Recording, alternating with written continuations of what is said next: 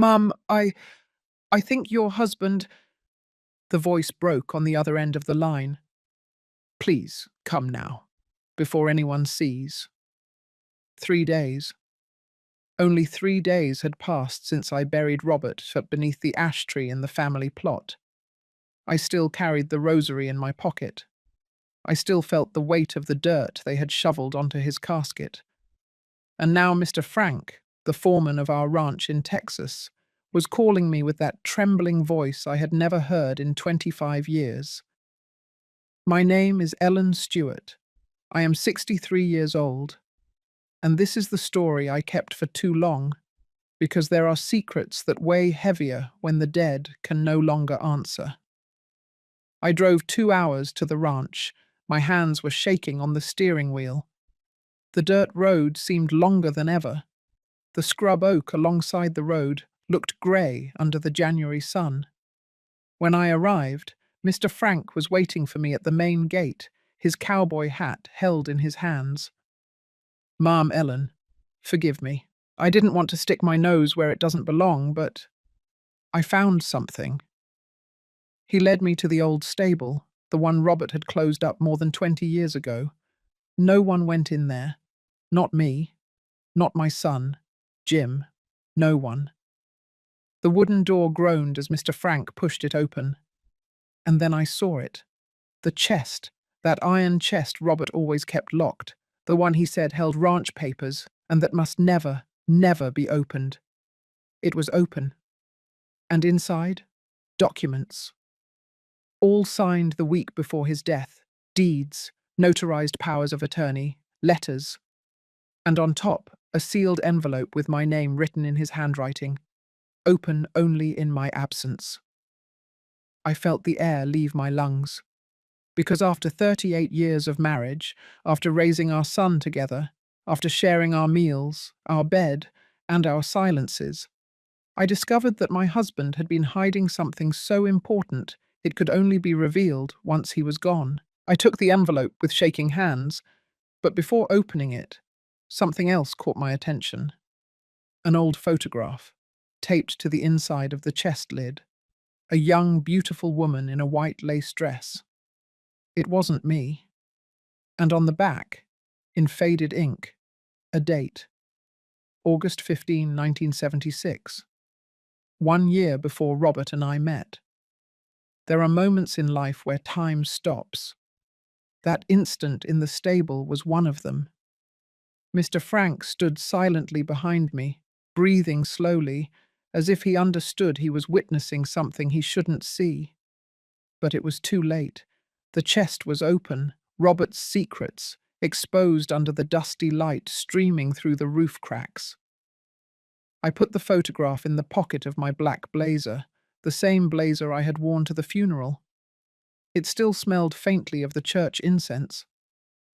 Mr. Frank, I said without turning around, how did you find this? He cleared his throat.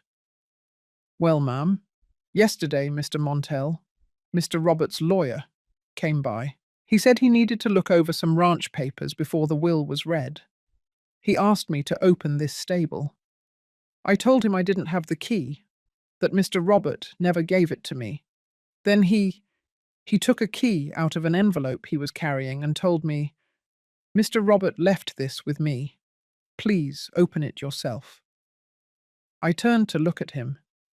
And did Mr. Montell see what was inside? Mr. Frank shook his head, looking nervous. No, ma'am, I opened the door and he just glanced inside like he was looking for something. Then he said, this is no longer necessary, and he left. But I kept thinking, why did Mr. Robert seal this stable for so many years? What was here? I sighed. So you came back? Yes, ma'am, early this morning, and, well, I saw the chest. It was sitting there, open, as if someone had left it that way on purpose. On purpose? Those words hit me. Robert wasn't a careless man. Everything he did had a reason. If that chest was open, it was because he wanted me to find it. But not right away. Not on the day of his death, not during the funeral, but 3 days later. Just enough time for the initial pain to pass, just the right amount of time for me to think clearly. Or so he believed. I closed my eyes, and for a moment I went back to the good years, to when Robert and I were young. We met in 1977 at the State Fair in Nashville, Tennessee. I was 23 years old and working at my Aunt Rose's textile shop. He walked in one October afternoon, tall, distinguished, with that neat moustache that was in style then and a smile that lit up the whole place. "Do you sell good quality denim?" he asked me. "Yes," I replied shyly, "but the best pieces were bought this morning." "Then I'll wait for more to arrive," he said, and he sat down in a wicker chair next to the counter. And he waited 3 hours until my aunt closed the shop and said, laughing, "Young man, no more denim is coming until next week." Robert smiled. "I know, but I needed an excuse to stay." That night he invited me to have barbecue ribs at the market. We talked until dawn. He told me he was an agricultural engineer, that he had just inherited a ranch in Texas, that he dreamed of modernizing American farming while still honoring tradition. "I want my children to grow up knowing where they come from," he told me, "to touch the soil, to know the value of honest work." I fell in love that night, not with his words, but with the light in his eyes when he talked about the future. We got married 6 months later at the First Baptist Church of Nashville. My dress was simple, white cotton with lace from a local seamstress. Robert cried when he saw me walking toward the altar. "You are the most beautiful woman I have ever seen in my life," he whispered as Pastor Anselm blessed us, and I believed him. For years, I believed everything. We moved to the ranch in Texas, a beautiful property, surrounded by rolling hills, with fields of corn and an apple orchard that produced huge sweet fruit every fall. The main house was made of clapboard and brick, with a central patio full of purple wisteria. There was a stone fountain in the center, and in the afternoons I would sit there and knit while listening to the birds sing. Robert worked from sunup. He supervised the planting, fixed the fences, talked to the hands. He was a fair boss, respected, well-liked, and at night he came home tired but happy. We always ate dinner together: chicken noodle soup, baked potatoes, pot roast when there was a celebration. Afterward, we sat on the porch and watched the stars, holding hands, in silence. We didn't need words, or so I thought. 2 years after we married, Jim was born, a beautiful boy, with big eyes and an easy laugh. Robert carried him in his arms and walked him all over the ranch, teaching him the names of the trees, the cycle of the harvests, the sound of the wind before the rain. "This boy is going to be a good man," Robert would say proudly. "He's going to take care of this land when I'm gone." They were happy, quiet years, full of coffee in the mornings, fresh biscuits, Jim's laughter running through the rows, orange sunsets. But now, standing in front of that open chest, with the photograph of an unknown woman in my pocket, I realized something awful. Maybe that happiness was never complete. Maybe Robert was always hiding something, and I, too busy loving him, never stopped to ask. "Ma'am Ellen?" Mr. Frank's voice pulled me out of my thoughts. "Do you want me to leave, or do you need help with something?" I looked at him. He was an elderly man, nearly 70, who had worked on the ranch since before I arrived. He knew Robert better than anyone. "Mr. Frank," I asked slowly, "did you know Robert kept this chest here?" He lowered his gaze. "Yes, ma'am." My heart skipped a beat. "And you never told me anything?" "Mr. Robert asked me not to. He told me, 'Frank, this is something I need to resolve myself. I don't want Ellen to worry.'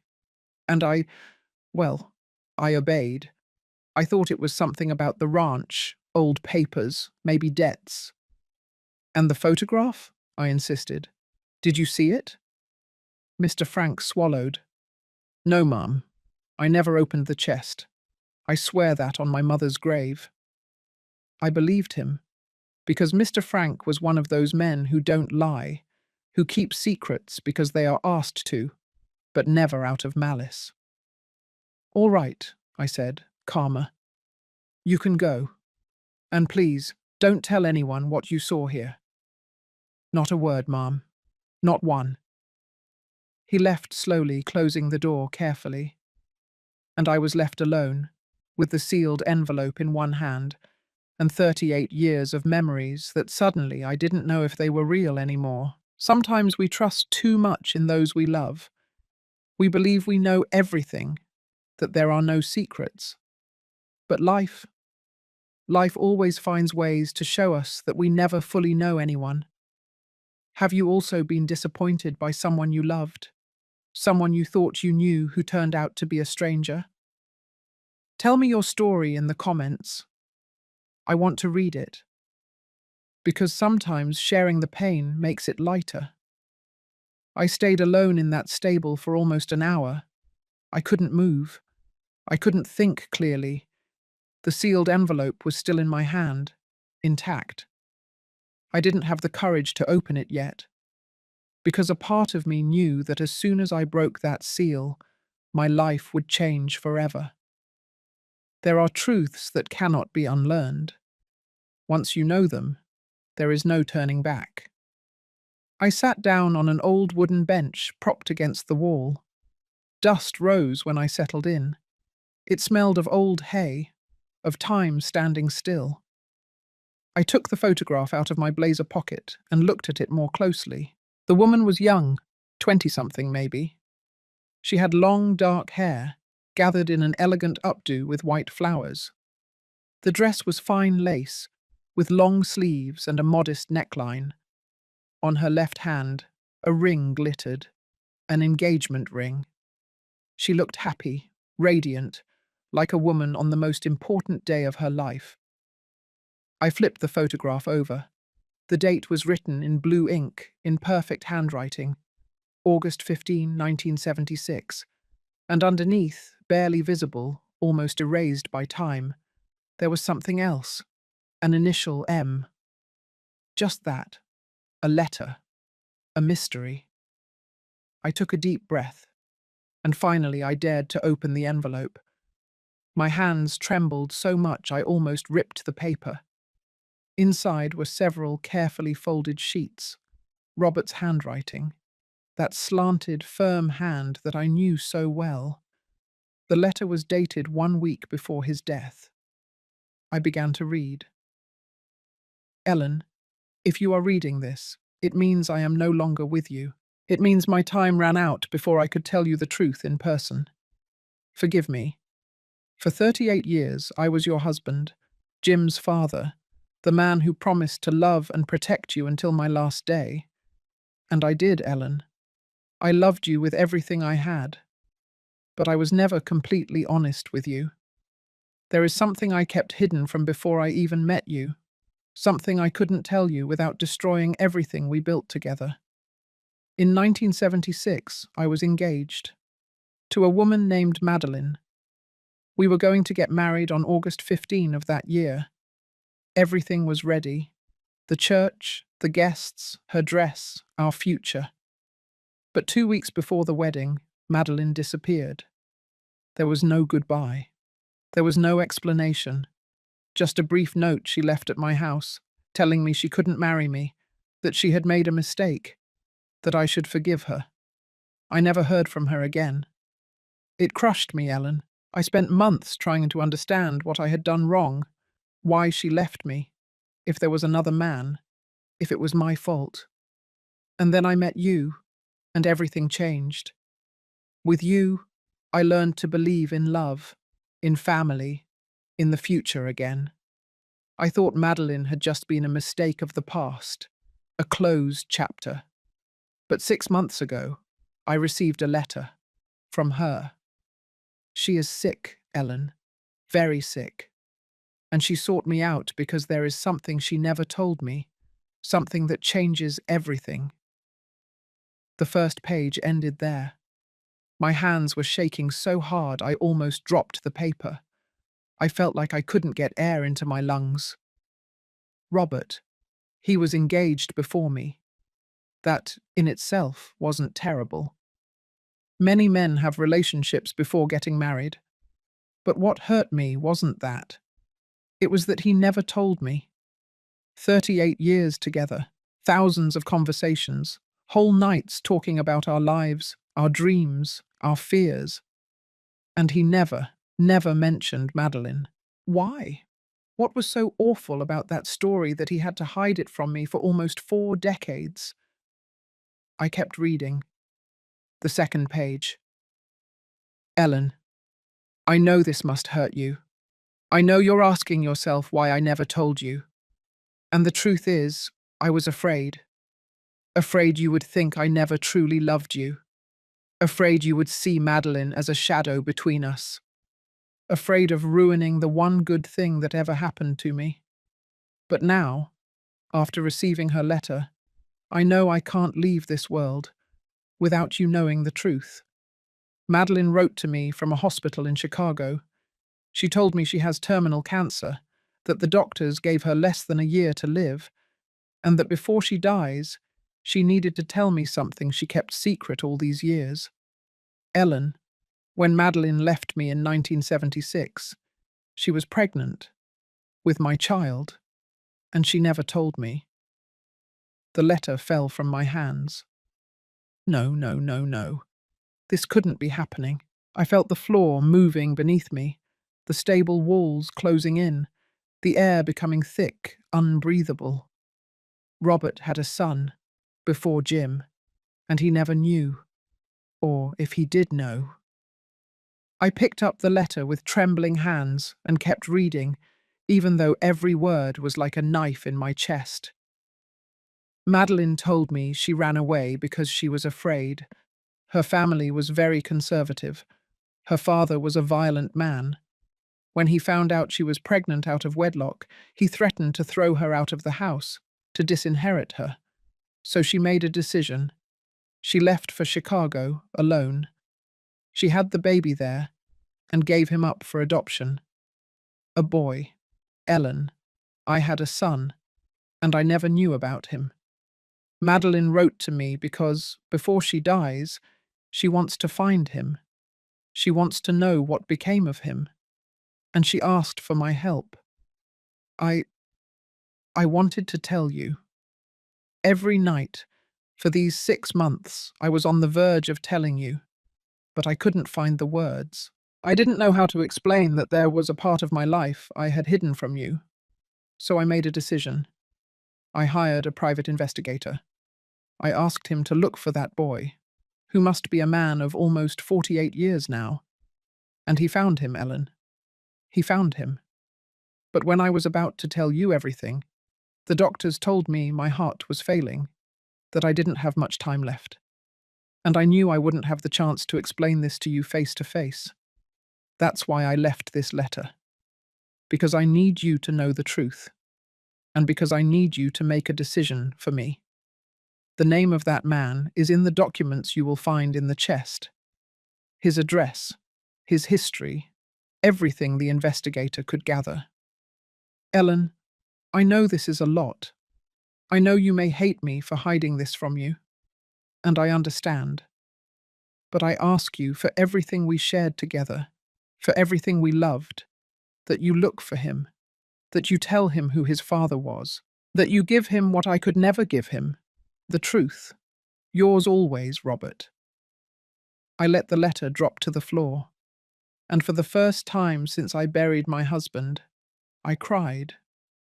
I cried like I hadn't cried at the funeral, like I hadn't cried when they closed the casket, like I hadn't cried when they lowered his body into the ground. I cried because the man I thought I knew for 38 years had just become a stranger. I cried because the life I thought we had built together was founded on a silence. And I cried because suddenly I realized something worse. If Robert had a son before Jim, that meant Jim had a brother he never knew, a brother who maybe didn't even know Robert existed.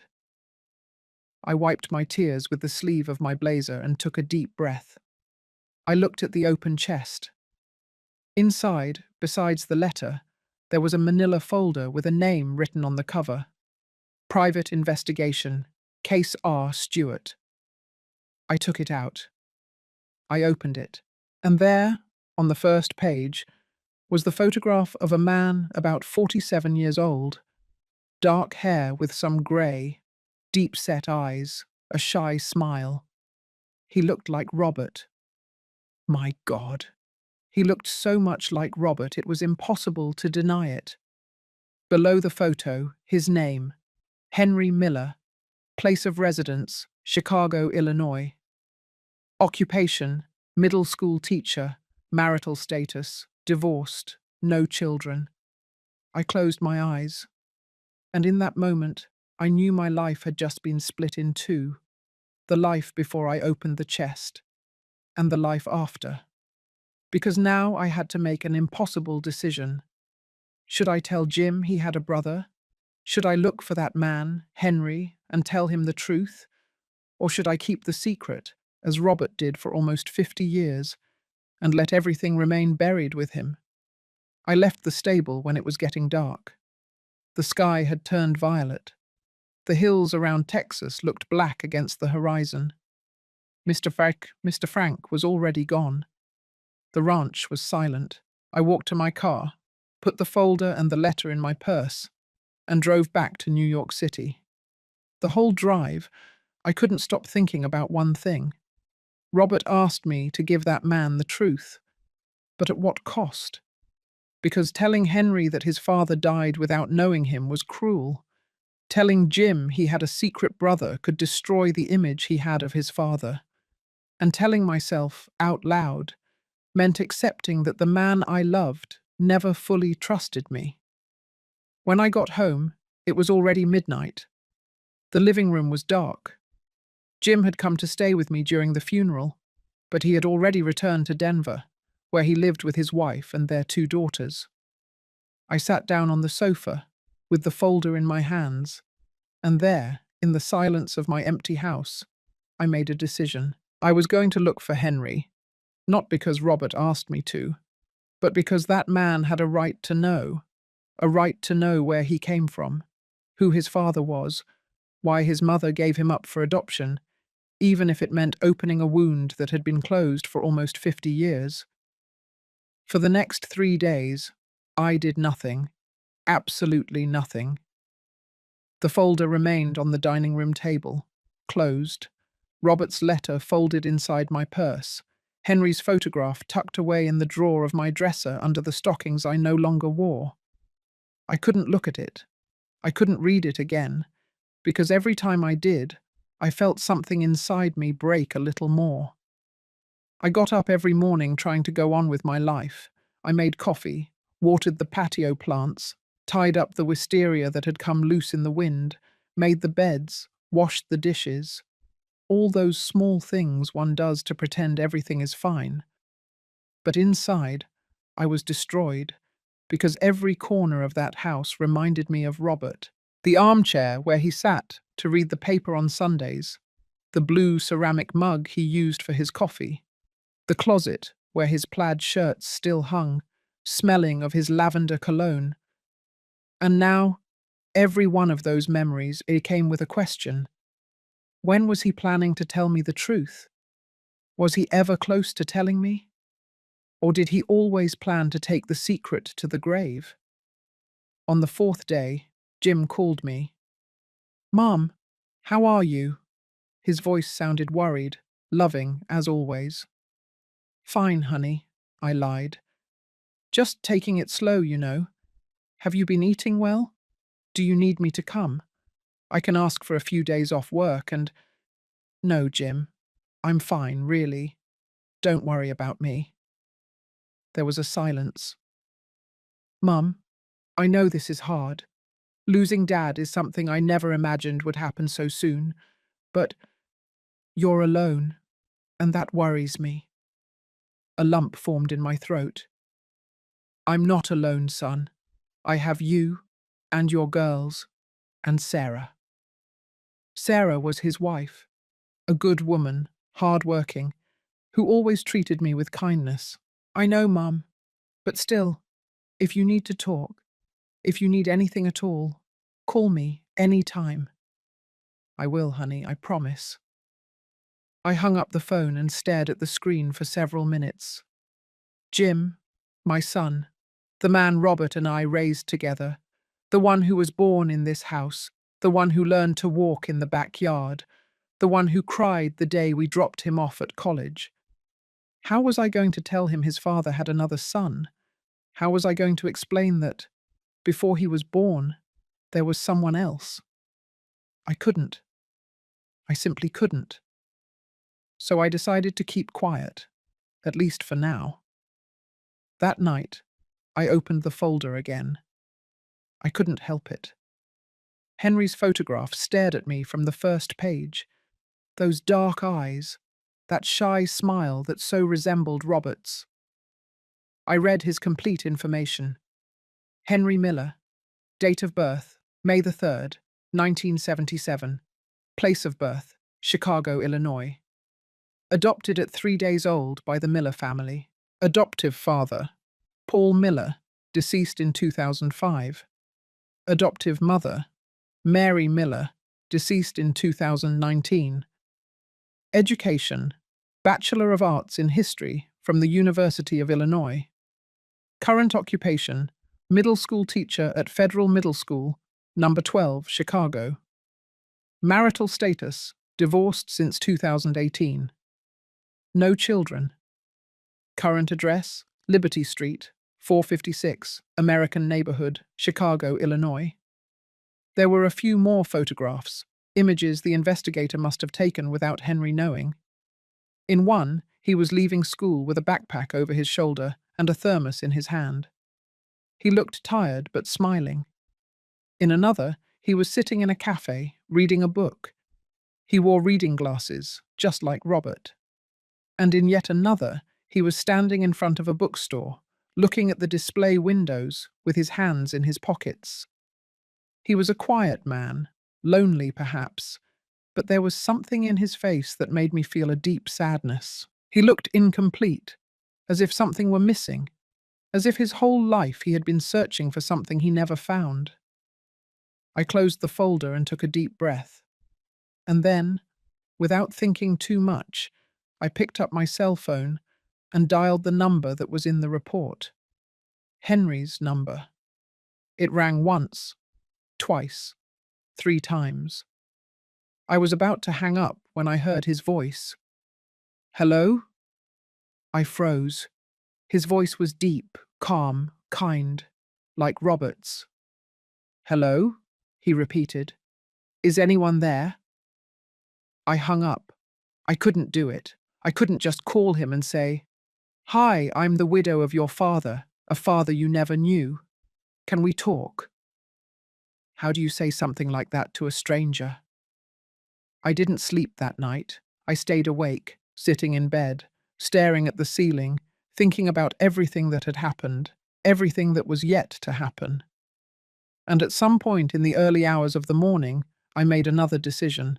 If I was going to do this, if I was going to look for Henry and tell him the truth, I couldn't do it alone. I needed help. But not from Jim. Not yet. I needed someone who could understand the situation without judging me. Someone who knew Robert. Someone I could trust. And there was only one person who fit that description. My sister-in-law, Sophia, Robert's younger sister. Sophia lived in New Jersey. She was 5 years younger than Robert. An independent woman, direct, who didn't mince words. When Robert and I got married, she was the only one in his family who welcomed me with open arms. The rest, well, let's just say they weren't thrilled that Robert was marrying a woman with no background like me. But Sophia was always different. If my brother chose you, she told me on our wedding day, it's because he saw something in you that no one else has. And I trust him. We became friends, close, confidants. But after Robert died, Sophia couldn't come to the funeral. She was out of the country, visiting her daughter in London. She called me, devastated, begging for forgiveness for not being there. "I promise you, as soon as I get back, I'll see you," she said. "I won't leave you alone, Ellen." And she kept her word. 3 days after I opened the chest, Sophia knocked on my door. I saw her through the peephole and felt enormous relief. I opened the door, and before I could say anything, she hugged me. "Ellen, my Ellen," I cried in her arms like I hadn't cried since I read Robert's letter. We stood there, in the doorway, embracing, crying together. When we finally separated, Sophia looked me in the eyes. "You're too thin," she said worriedly. "Have you been eating properly?" "More or less." "That means no. Come on, let's make some coffee, and you're going to tell me everything." We went into the kitchen. Sophia put water on to boil and got the coffee out of the cupboard as if it were her own house. She had always been like that, practical, efficient, no beating around the bush. We sat down at the dining room table, and I didn't know where to start. "Sophia," I said slowly, "there's something I need to tell you, something I found out a few days ago." She looked at me with that direct gaze she had, that look that didn't allow for lies. "Something about Robert." I nodded. "Something bad?" I nodded again. Sophia sighed and took my hand. "Tell me." I told her everything, from Mr. Frank's call to the open chest, from Madeline's photograph to Robert's letter, from the secret pregnancy to Henry's existence. Everything. Sophia didn't say a single word while I spoke. She just listened, her eyes fixed on me, never letting go of my hand. When I finished, she was silent for several minutes. Then finally she spoke. "That idiot." I looked at her, surprised. "What?" "That idiot brother of mine," she repeated, her voice trembling with rage. "How could he do this to you? How could he keep something like that secret for so long?" Sophia, "No, Ellen, don't defend him. I loved my brother. I loved him with all my heart. But this is unforgivable." She got up from the table and started pacing the kitchen, her hands on her head. "Robert was always like that," she said, more to herself than to me. "Always keeping things to himself. Always believing he could solve everything alone. Always thinking he was protecting others with his silence." She turned to face me. "But he didn't protect you, Ellen. He left you with this. He left you with a bomb in your hands. And now you're the one who has to decide what to do." She was right. And the worst part is, I already knew it. As I tell this story, I wonder where you are listening. Maybe at your house, maybe at work, maybe in your car, on the way somewhere. Write the name of your city in the comments. I want to know where you are joining me on this journey, because sometimes knowing we're not alone makes everything a little easier. Sophia sat down opposite me again. "Ellen," she said, "so what are you going to do?" "I don't know," I admitted. "Part of me wants to look for Henry, tell him the truth, give him what Robert took away, knowing who his father was. And the other part—" I lowered my gaze. "The other part is afraid. Afraid Jim will hate me for hiding this. Afraid Henry won't want anything to do with us. Afraid of all of this destroying what little I have left of Robert." Sophia sighed. "Ellen, listen to me closely. Robert made a mistake. A huge mistake. But you don't have to carry that burden.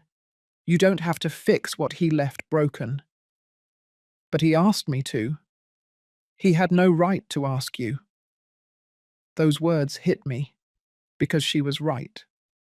Robert had no right to leave me with this responsibility. He had no right to ask me to look for that man, to tell him the truth, to fix his past. But what if I didn't? What if I let Henry continue living without knowing? Would that make me any better than Robert? I don't know what to do, Sophia, I whispered, tears in my eyes. I truly don't know. She hugged me. It's okay not to know, Ellen. It's okay to feel lost. But there is one thing I do know. What? Whatever you decide, I'll be with you. You won't go through this alone. And in that moment, I realized something. Maybe Robert left me with this burden, but I didn't have to carry it alone. I had Sophia. I had Jim. I had my own strength. And even though I didn't know what I was going to do, I knew that eventually I would make a decision, and I would live with the consequences, as I always had. Sophia stayed with me that night. She made vegetable soup. She forced me to eat even though I wasn't hungry. And afterward, we sat in the living room watching an old black and white movie that neither of us was really watching. We just needed company. Shared silence. Someone who understood that sometimes words are unnecessary. Before going to sleep, Sophia took my hands. Ellen, promise me something. What? That you won't make any major decisions this week. Give your heart time. Breathe. Think. And when you're ready, I'll be here. I nodded. I promise. But that night, when Sophia was asleep in the guest room, I was still awake, staring at the ceiling, thinking. Because even though I had promised her I wouldn't make rushed decisions, there was something I couldn't stop doing. I needed to know more. More about Madeline. More about what happened in 1976. More about that son she gave up for adoption who was now a middle school teacher in Chicago. I needed to understand. The next morning, while Sophia was making coffee, I told her I needed to go somewhere. Where? She asked, without looking at me. To Chicago. Sophia dropped the mug she was washing and turned around slowly. Ellen, you just promised me you wouldn't do anything rushed. And I'm not, I replied calmly. I'm not going to look for Henry. Not yet. I need to see. I need to know what he's like, where he lives, what his life is like. That's called spying. It's called protecting myself, I corrected. Because if I'm going to make the decision to approach him, I need to know who I'm dealing with. I can't just show up in his life knowing nothing. Sophia looked at me for a long time. Then she sighed. All right, but you're not going alone. No, Ellen, you're not going alone. If you're going to do this, I'm coming with you, and I won't take no for an answer. I looked at her, and I saw in her eyes the same determination Robert had when he made a decision. All right, I conceded. Let's go together. 3 days later, Sophia and I were on a train heading to Chicago. We decided not to fly. We didn't want to leave a trail. We didn't want anyone to know where we were going or why. The trip lasted almost 7 hours. 7 hours of tracks, of slowly changing landscapes, of small towns passing by the window like blurry memories. Sophia tried to distract me with conversation. She told me about her daughter in London, her grandchildren, her plans to remodel her house in New Jersey. But I barely listened. Because every mile that brought us closer to Chicago also brought me closer to a truth I didn't know if I wanted to face. We arrived at noon. We checked into a small hotel downtown. Nothing fancy, just a discreet place to spend the night. After leaving our suitcases, Sophia took out the folder I had brought. All right, she said, reading the address. Liberty Street, 456, American Neighborhood. What do you want to do? Go straight there? No, I replied. First, I want to see the school where he works. I want to... See him from a distance. Sophia nodded. All right, let's go. We took a taxi to Federal Middle School number 12. It was a large two-story building, painted yellow and white. There were kids leaving the classrooms, running down the hallways, laughing, shouting. The normal hustle of a school. We stood on the opposite side of the street, in the shadow of a maple tree. What time did you say he gets out? Sophia asked. The report says he usually leaves at 2 o'clock in the afternoon. It was 1:40. We wait. 20 minutes later, the main door opened, and the teachers began to leave. My heart was pounding so hard I felt it would jump out of my chest. And then I saw him. Henry walked out slowly, with a backpack over his shoulder and a thermos in his hand. He was wearing a light blue plaid shirt, jeans, and comfortable shoes. He wore glasses, his hair a little messy from the wind. He looked tired, but also calm. He stopped on the sidewalk, took his cell phone out of his pocket, and checked something. Then he put the phone away, adjusted his backpack, and started walking. It's him, I whispered, almost voiceless. Sophia took my arm. Are you all right? I didn't answer because I wasn't all right. Because seeing that man was like seeing a ghost of Robert. He walked like him, had the same posture, the same way of tilting his head when he thought. My God, he was his son. There was no doubt. We followed him from a distance. I don't know if it was right. I don't know if it was ethical, but I needed to know more.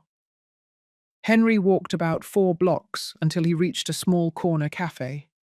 He went in, sat by the window, ordered something, took a book out of his backpack, and started reading. Sophia and I stayed outside, across the street, watching him. What are we doing, Ellen? Sophia asked me quietly. What are we hoping to find? I don't know, I admitted. I need to see him. I need to know what his life is like before I break it, because that was what was going to happen, wasn't it? If I approached him and told him the truth, his life would change forever, just as mine changed when I opened that chest. We stayed there for almost an hour, watching Henry read, how he drank his coffee, how he occasionally looked out the window with that absent expression of someone thinking about something else. At some point, a young woman approached his table, smiled at him, said something. He looked up, smiled too, but shook his head. The woman left, and Henry went back to his book. He's lonely, Sophia murmured. You can tell. She was right. There was something about Henry that radiated solitude, not sadness, not bitterness, just loneliness. As if his whole life he had been accustomed to being alone, as if he had never found his place in the world. When Henry left the cafe, we followed him again. He walked to an antique bookstore. He went inside. He spent almost half an hour there, examining books, flipping through them carefully, as if each one were a treasure. He bought 2 thin poetry books. Then he walked to a bakery and bought a bagel and a coffee to go. Finally, he arrived at his house, a 3-story apartment building painted beige, not elegant, but clean, well kept. Henry went up the stairs to the 2nd floor and entered one of the apartments. We stood across the street, looking at his apartment window. The curtains were open. We could see him moving inside, setting down his backpack, putting water on to boil, sitting on a small sofa with one of the books he had just bought. Ellen, Sophia said softly, we've seen enough. Let's go. But I couldn't move, because I was looking at the life of a man I didn't know, a man who was Robert's son, a man who could have been part of my family. And I wondered, what would everything have been like if Robert had known from the beginning? If Madeline had told him the truth, if Henry had grown up with us, would Jim and he have been close brothers? Would Henry have had a different, happier life?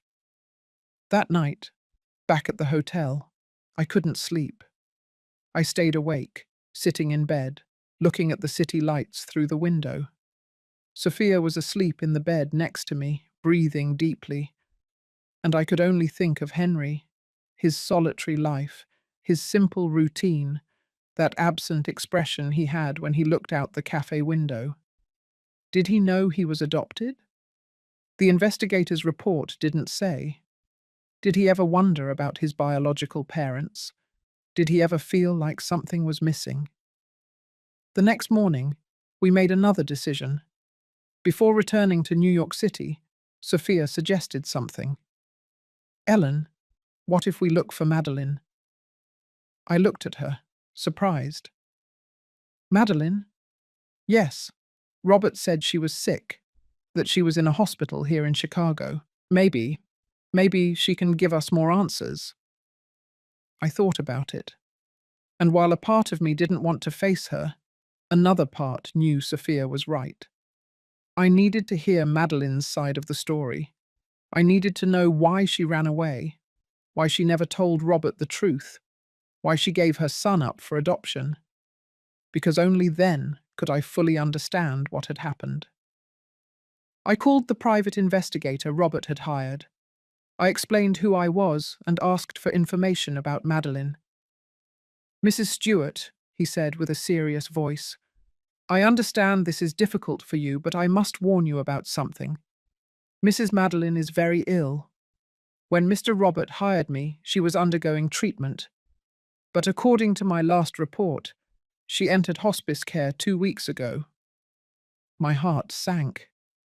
What does that mean? "It means the doctors can't do any more for her. She has weeks, maybe days." I closed my eyes. Madeline was dying, and if I didn't look for her now, I would never have the chance to speak with her. "What hospital is she in?" I asked. "Chicago General Hospital, oncology ward, room 312. I wrote down the information. "Thank you." "Mrs. Stewart, one last thing." "Yes?" She knows Mr. Robert passed away. I informed her a week ago when you contacted me. I don't know how she reacted because I couldn't see her personally, but the hospital staff told me she hasn't had any visitors since then." I swallowed. "I understand. Thank you." I hung up. Sophia looked at me. "What did he tell you?" "That Madeline is in hospice care, that she has days left, and that she already knows Robert died." Sophia exhaled deeply. "Do you want to go see her?" I nodded. "Yes, but I'm scared." "Of what?" "Of what I'll feel when I see her." Sophia came closer and hugged me. "Ellen, listen to me. You are the strongest woman I know, and whatever you feel when you see her, it's okay. You don't have to pretend. You don't have to be brave. Just be yourself." I took a deep breath. "All right, let's go." An hour later, we were standing in front of the Chicago General Hospital, a huge white building with windows reflecting the afternoon sun. We went inside. We went up to the 3rd floor. We walked through the corridors of the oncology ward where the smell of disinfectant mixed with something heavier, something I couldn't describe, but that I recognized immediately. The smell of imminent death. We arrived at room 312. The door was slightly ajar. I froze. Sophia took my hand. "Are you ready?" I wasn't, but I nodded anyway, and I pushed the door open. The room was small, simple. A bed, a chair, a window with white curtains letting in the afternoon light. And in the bed, there she was, Madeline. The woman from the photograph no longer existed. In her place was someone unrecognizable, thin, pale, with completely white and sparse hair, sunken eyes, hands like dry branches on the sheets. But when she saw me come in, her eyes opened, and in them I saw something I didn't expect. Recognition. "You," she whispered in a weak, almost inaudible voice. "You are Ellen." I froze. "How did you know?" "Robert showed me. A photograph of you," she said with effort. "Months ago, when he came to see me." The world stopped. "Robert came to see you?" She nodded slowly. "Yes, before he died. He looked for me. He asked me about our son." I felt my legs shaking. "And?" Madeline closed her eyes, and I told him everything. I slowly sat down in the chair next to the bed. My legs couldn't support me anymore. Sophia stood silently behind me, a hand on my shoulder, present. Madeline opened her eyes again. She looked at me with that vacant gaze of someone who has already made peace with death. "I didn't think you would come," she said, her voice strained. "I thought you would hate me." "I don't know you well enough to hate you," I replied, surprised at how calm my voice sounded. "But I need to know the truth, the whole truth." She nodded slowly. "I know, and I'm going to give it to you because I don't have time left to keep secrets." She inhaled with difficulty. Each breath seemed to cost her an enormous effort. "Do you want some water?" I asked her. "No, just listen to me, before it's too late." Madeline began to speak, and I could only listen. "I met Robert in 1975, she said. "I was 22 years old. He was 25. A mutual friend introduced us at a party in Nashville. Robert had just finished college. I was finishing mine, teaching certification." She paused. "We fell in love fast. Too fast, maybe, but it was something beautiful, something real. Robert was different from all the men I had known. He was kind, respectful, a dreamer." I listened without interrupting. "6 months later, he asked me to marry him. I said yes without thinking. I was so happy, so excited. I thought I had finally found my place in the world." Her voice broke. "But then I realized I was pregnant." She closed her eyes. "It was June of 1976, 2 months before the wedding. I took a test in secret, and when it came back positive, I was terrified." "Why?" I asked gently. "You were getting married anyway." "Because my father," she said with bitterness in her voice. "My father was a terrible man, violent, controlling, and very, very religious." She opened her eyes and looked at me. For him, getting pregnant before marriage was the worst sin a woman could commit. It didn't matter that I was already engaged. It didn't matter that the wedding was in 2 months. For him, it was a dishonor. She swallowed. And I knew him. I knew how he would react. I knew he would throw me out of the house, that he would disinherit me, that he would tell everyone I was a tramp. A tear escaped. But the worst part, is that I also knew what he would do to Robert. "My father hated Robert," Madeline continued. "He said he was a man without ambition, that the Texas ranch was a ruin, that I deserved better. He only accepted the engagement because my mother convinced him, but he was always looking for a reason to break it. And the pregnancy was that reason," I completed. "Exactly. If my father found out, he wouldn't just throw me out. He would also destroy Robert. He would use his contacts to ruin him, to make sure he could never get back on his feet. She took a long pause. So, I made a decision, a terrible decision. I wrote Robert a letter, she said, her voice trembling. I told him I couldn't marry him, that I had made a mistake, that I didn't love him enough. But that was a lie, I whispered. Yes, it was a lie. I loved him with all my being, but I thought it was the only way to protect him, to protect myself, to protect the baby. And what did you do? I left. That same night, I took a bus to Chicago. I didn't tell anyone where I was going. I just disappeared. She wiped the tears with the back of her hand. I stayed at a distant cousin's house. I told her I had broken up with my fiancé and needed a place to stay. She didn't ask questions. She let me stay. And I spent those months in hiding, waiting. Henry was born on May 3rd, 1977, she continued, in a public hospital. I was alone during the entire delivery. No one was with me. Not my mother, not my friends, not Robert. Her voice broke completely. When I saw him for the first time, when I held him in my arms, I knew I had made the biggest mistake of my life. She cried, a silent, deep cry. Because that baby looked so much like Robert. He had his eyes, his nose, his hands. And I knew I couldn't keep him.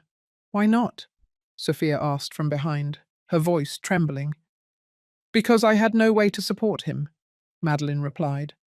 I had no money. I had no job. I had no family to support me. And I knew that if I went back home with a baby, my father would make my life impossible. And the child's, too. She closed her eyes. So 3 days after he was born, I gave him up for adoption. The silence in that room was deafening. Madeline was still crying. I didn't know what to feel. Anger, compassion, sadness, everything at once. And then I asked slowly, what happened next?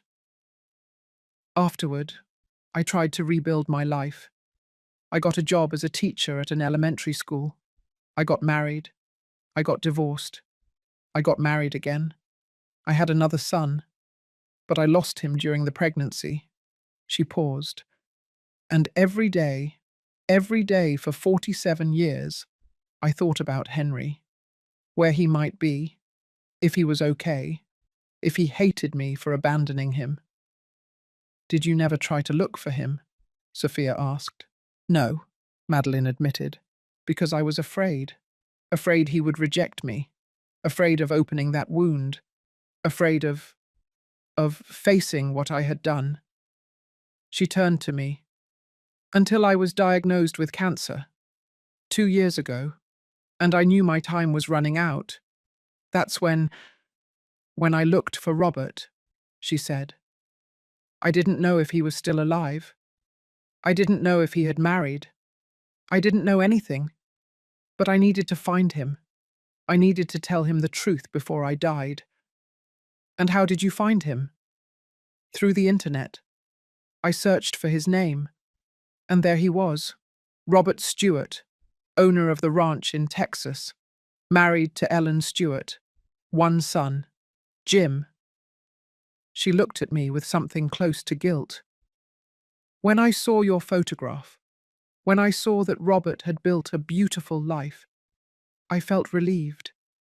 But I also felt destroyed, because I realized he had been happy, without me, and that I had wasted my life keeping a secret that no longer mattered. I wrote him a letter, she continued.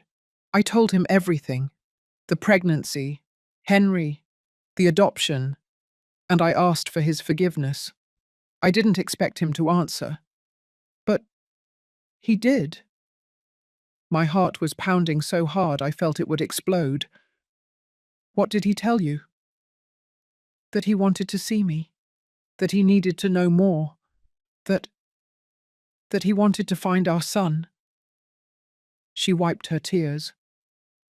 He came here, to Chicago, 7 months ago. It was the first time I had seen him in more than 40 years. And how was that meeting? Madeline smiled sadly. It was painful, but also healing. Robert was angry. He had every right to be. He told me I had taken something away from him that he could never get back.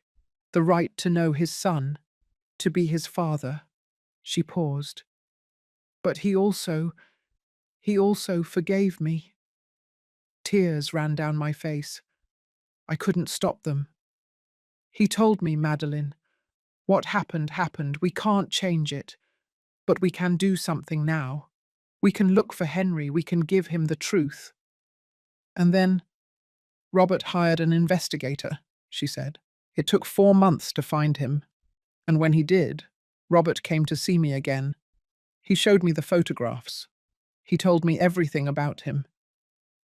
And what did you feel? I asked, though I wasn't sure I wanted to know the answer. I felt relief, because Henry was fine. He had a life, a job. He wasn't rich, but he wasn't alone either. And he looked so much like Robert that there was no doubt he was our son. She closed her eyes. Robert told me he was going to approach him, that he was going to tell him the truth. But first he wanted to prepare everything. He wanted to make sure Henry was ready to listen. And then Robert died, I completed. Yes, the investigator told me a week ago, and I knew it was my punishment, that God was making me pay for all the harm I had caused, because now Henry will never know who his father was. I leaned forward. Madeline, I said in a firm voice, does Henry know he's adopted? She nodded. Yes, his adoptive parents told him when he was 15 years old. But he never tried to look for his biological parents. At least that's what the investigator found out. Why not? Madeline sighed. Because his adoptive parents were good to him. They loved him. They cared for him. And he was loyal to them. He never wanted to hurt them by looking for someone else. I closed my eyes. Henry hadn't looked for the truth because he didn't want to hurt the people who raised him. Just like I didn't want to hurt Jim by telling him about this secret brother. We were the same, prisoners of our own sense of loyalty. Ellen, Madeline said, her voice weak, I know I have no right to ask you for anything. I know I hurt you, that I hurt Robert, that I hurt Henry, everyone. She paused. But I'm going to ask you for something anyway. What? Look for him. Tell him the truth. Tell him Robert wanted to know him. That I'm sorry. That I never stopped thinking about him. She looked at me with those sunken eyes, full of pleading. Give him what I never gave him. A family, a history, a place where he comes from. I couldn't answer, because I didn't know if I could promise her that. I didn't know if I had the strength. But before I could say anything, Madeline spoke again. Ellen, there's something else you need to know. My heart stopped. What?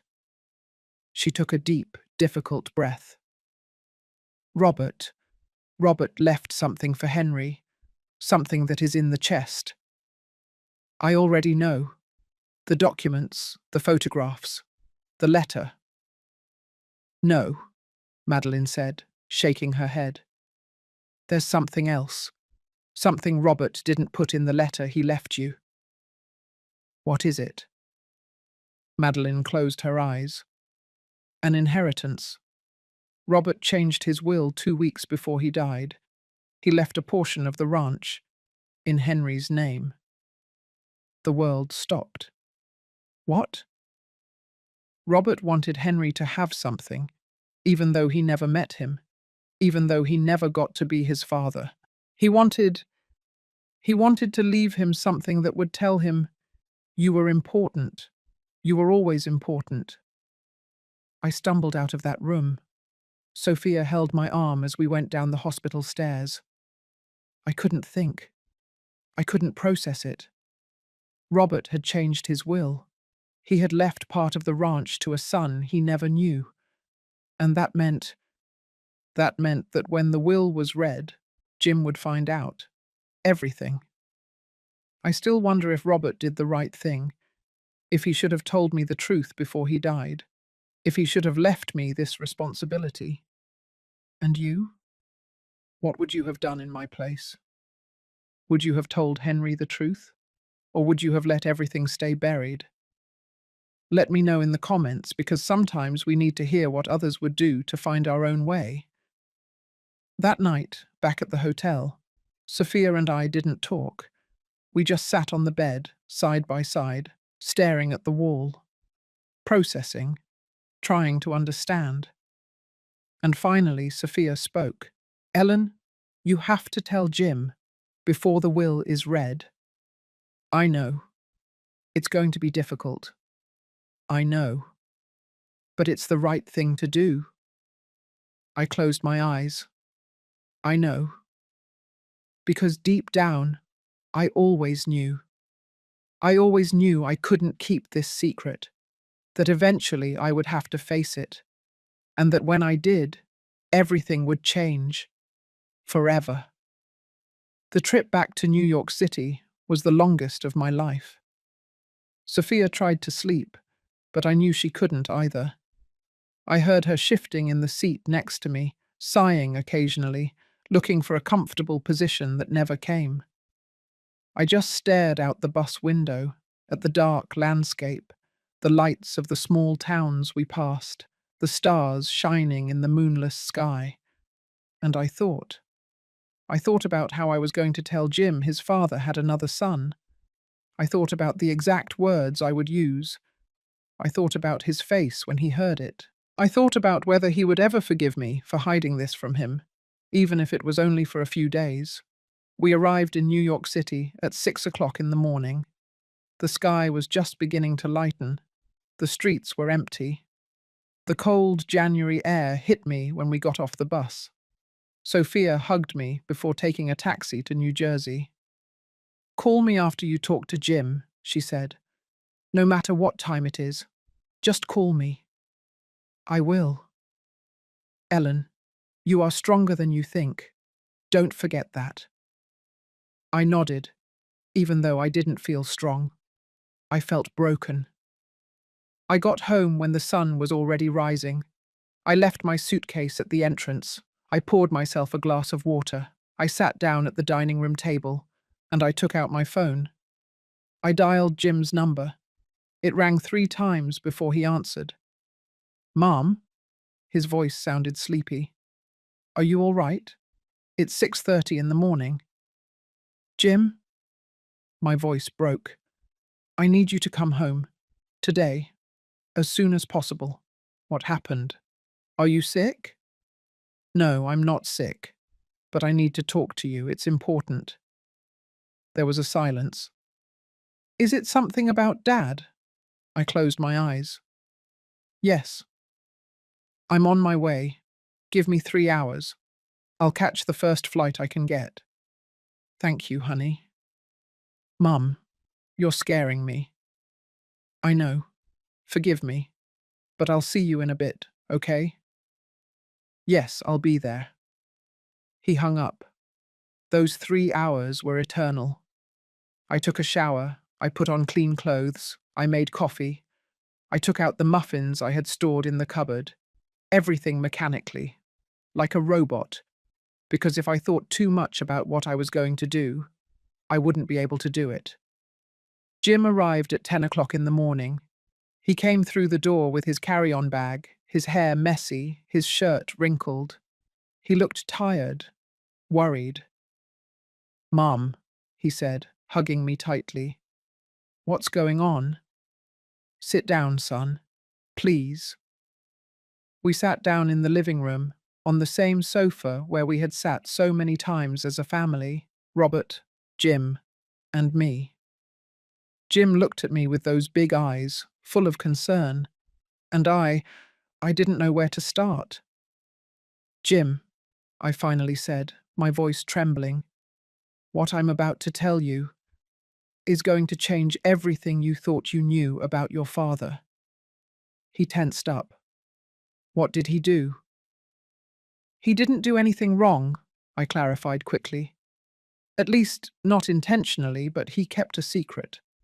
A very big secret. And now I have to tell you." "Mom, you're scaring me. Just tell me what it is." I took a deep breath. "Your father, before he met me, was engaged to another woman." Jim blinked. "So? Lots of people have relationships before they get married. I don't understand why—" "That woman," I continued, "got pregnant with your father's child." The silence that followed was like thunder. Jim froze. His face went from confusion to shock in a matter of seconds. "What?" "Your father had a son he never knew, because the mother ran away without telling him anything, and she gave the baby up for adoption." Jim stood up from the sofa. "No, no, no, no. This can't be true. Mum, are you telling me I have a brother?" "Yes." "And Dad knew?" "He found out 6 months ago when that child's mother, who is now a 47-year-old man, wrote him a letter telling him the truth."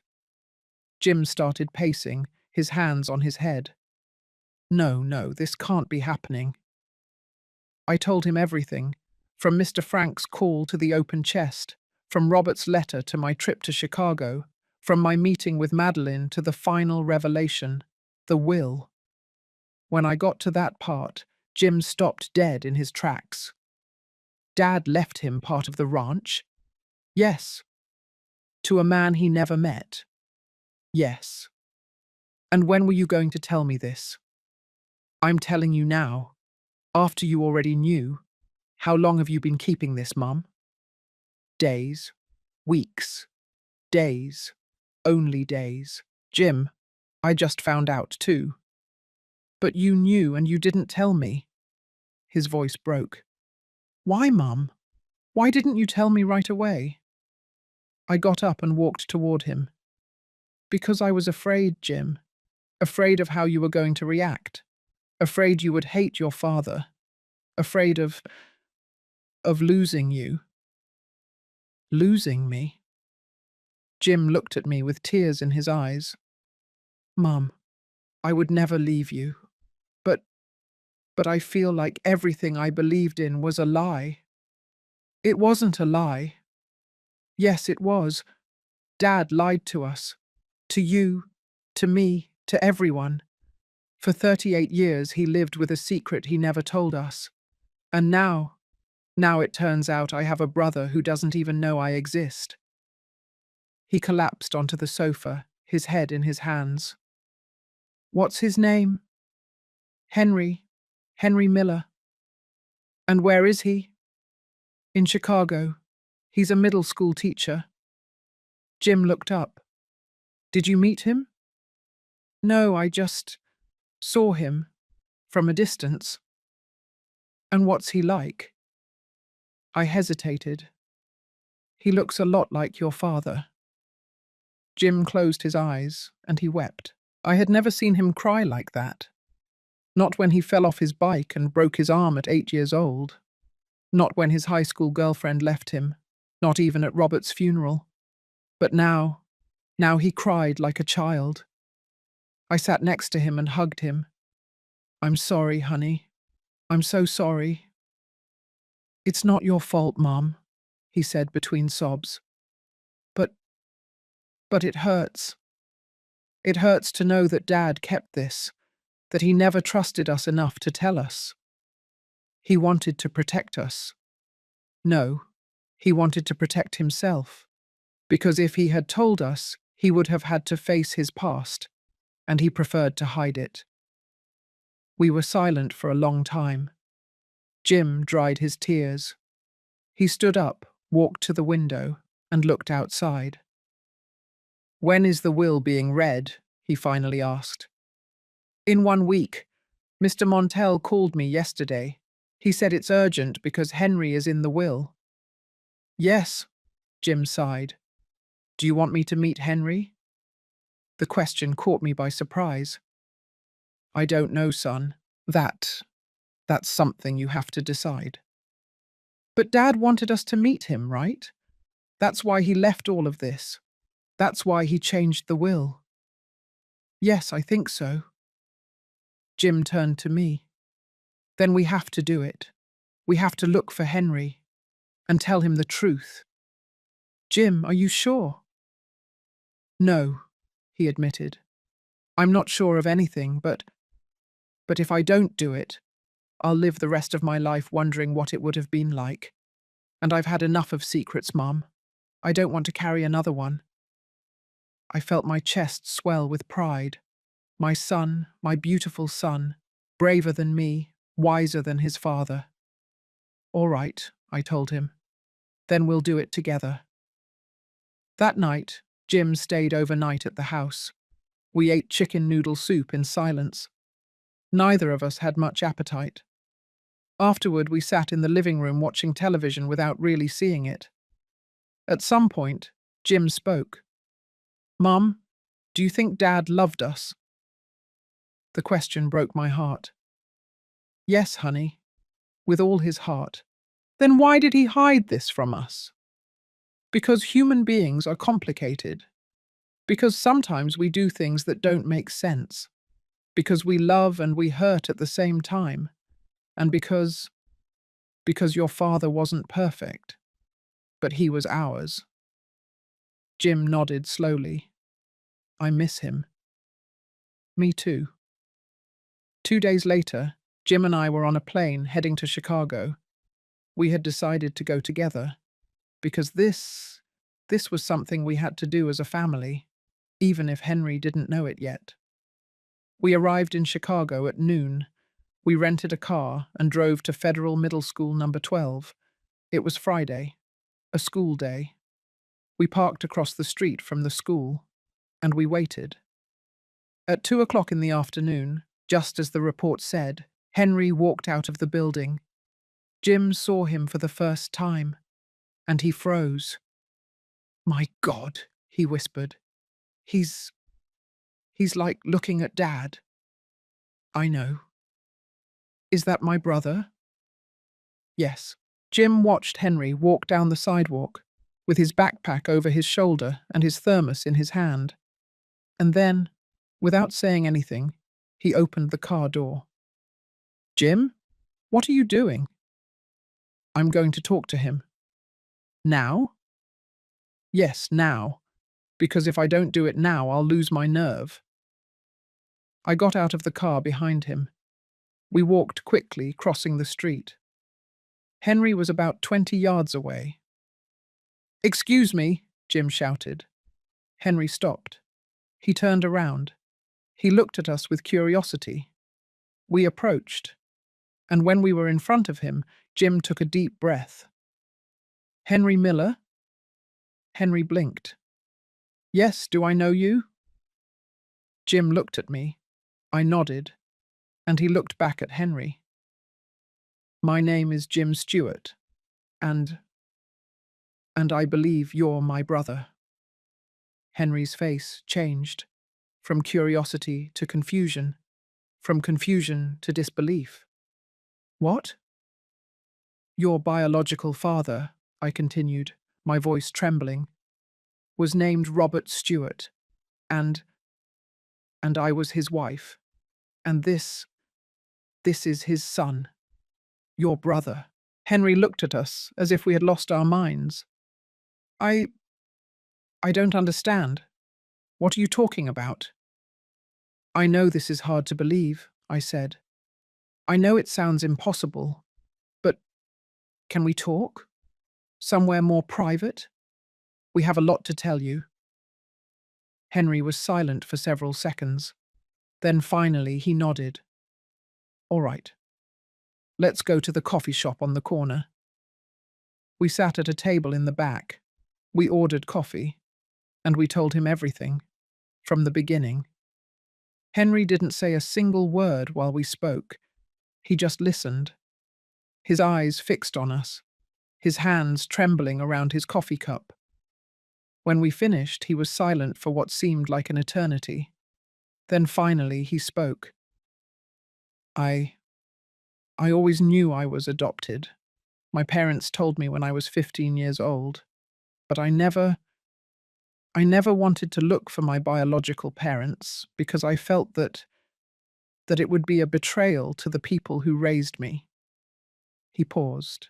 But now you're here, telling me that my biological father died without knowing me, and that I have a brother, and that there's an inheritance. He looked at us. How am I supposed to feel? Jim spoke before I did. I don't know how you're supposed to feel, he said softly. But if it helps, I feel the same way. Confused, angry, sad, everything at once. Henry looked at him. You didn't know about me either? No. I found out 3 days ago, and I was angry too. At my father, at my mom, at the world. And now, Jim smiled sadly. Now I just want to know you, because you are my brother. And even though we didn't grow up together, even though we didn't share the same life, we share the same blood. And that has to mean something. Henry started to cry, silently, his hands covering his face. I'm sorry, he said between sobs.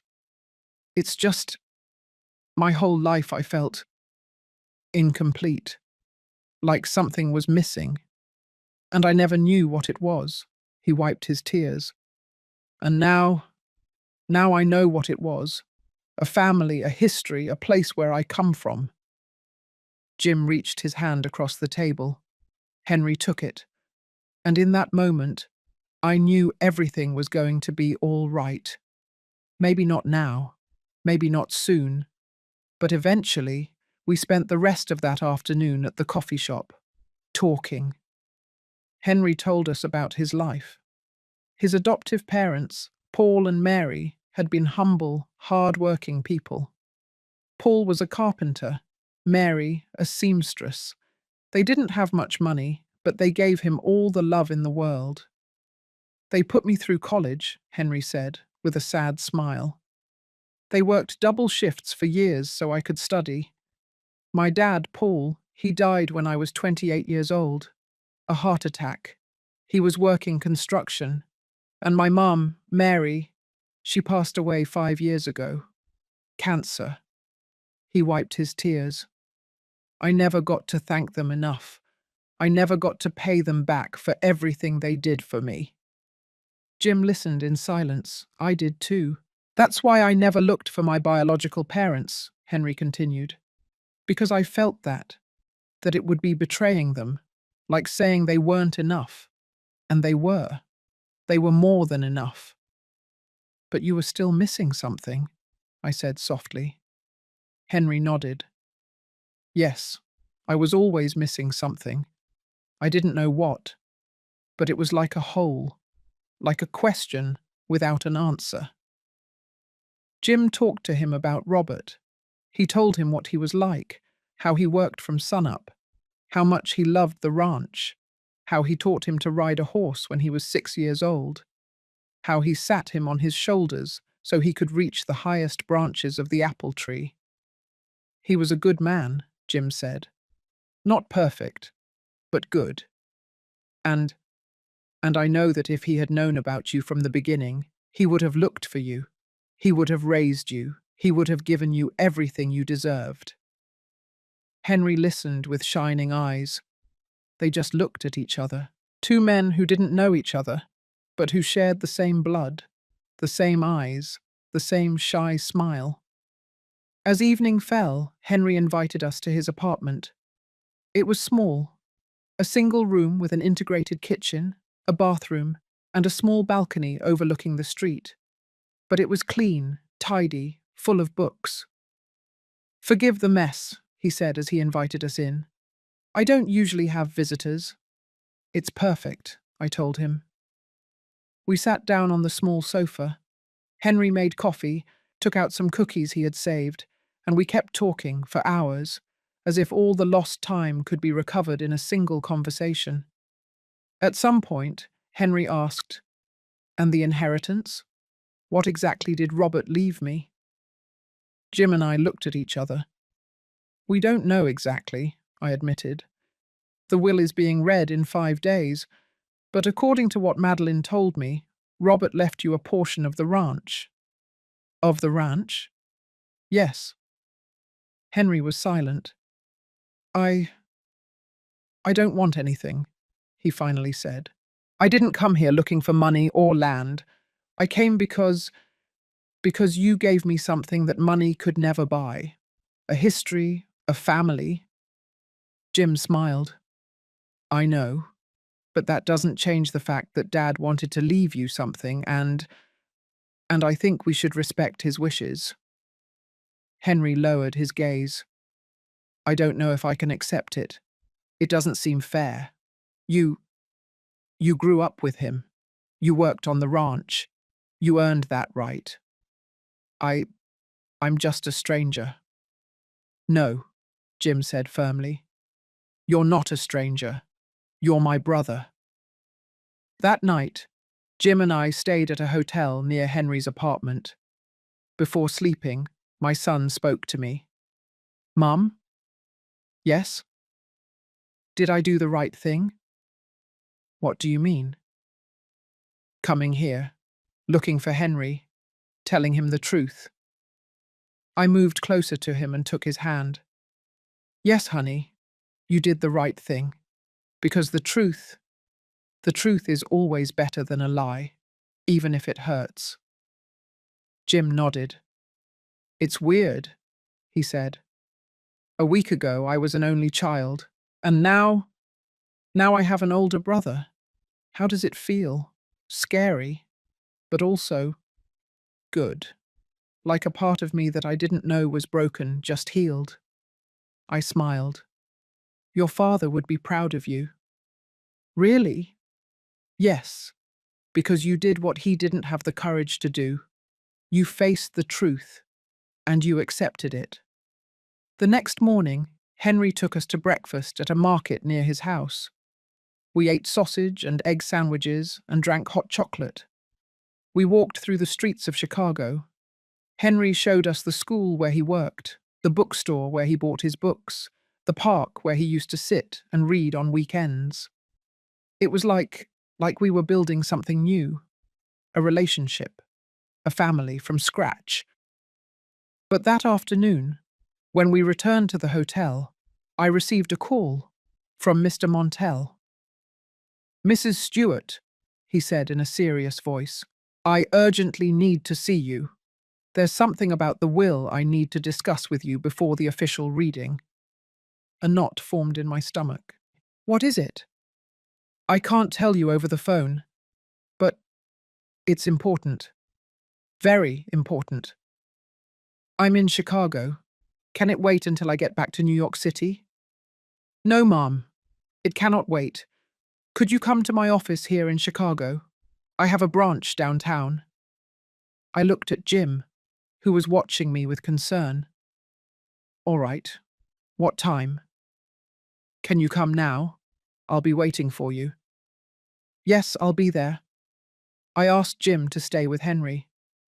"I want you to spend time together," I told him. "Without me.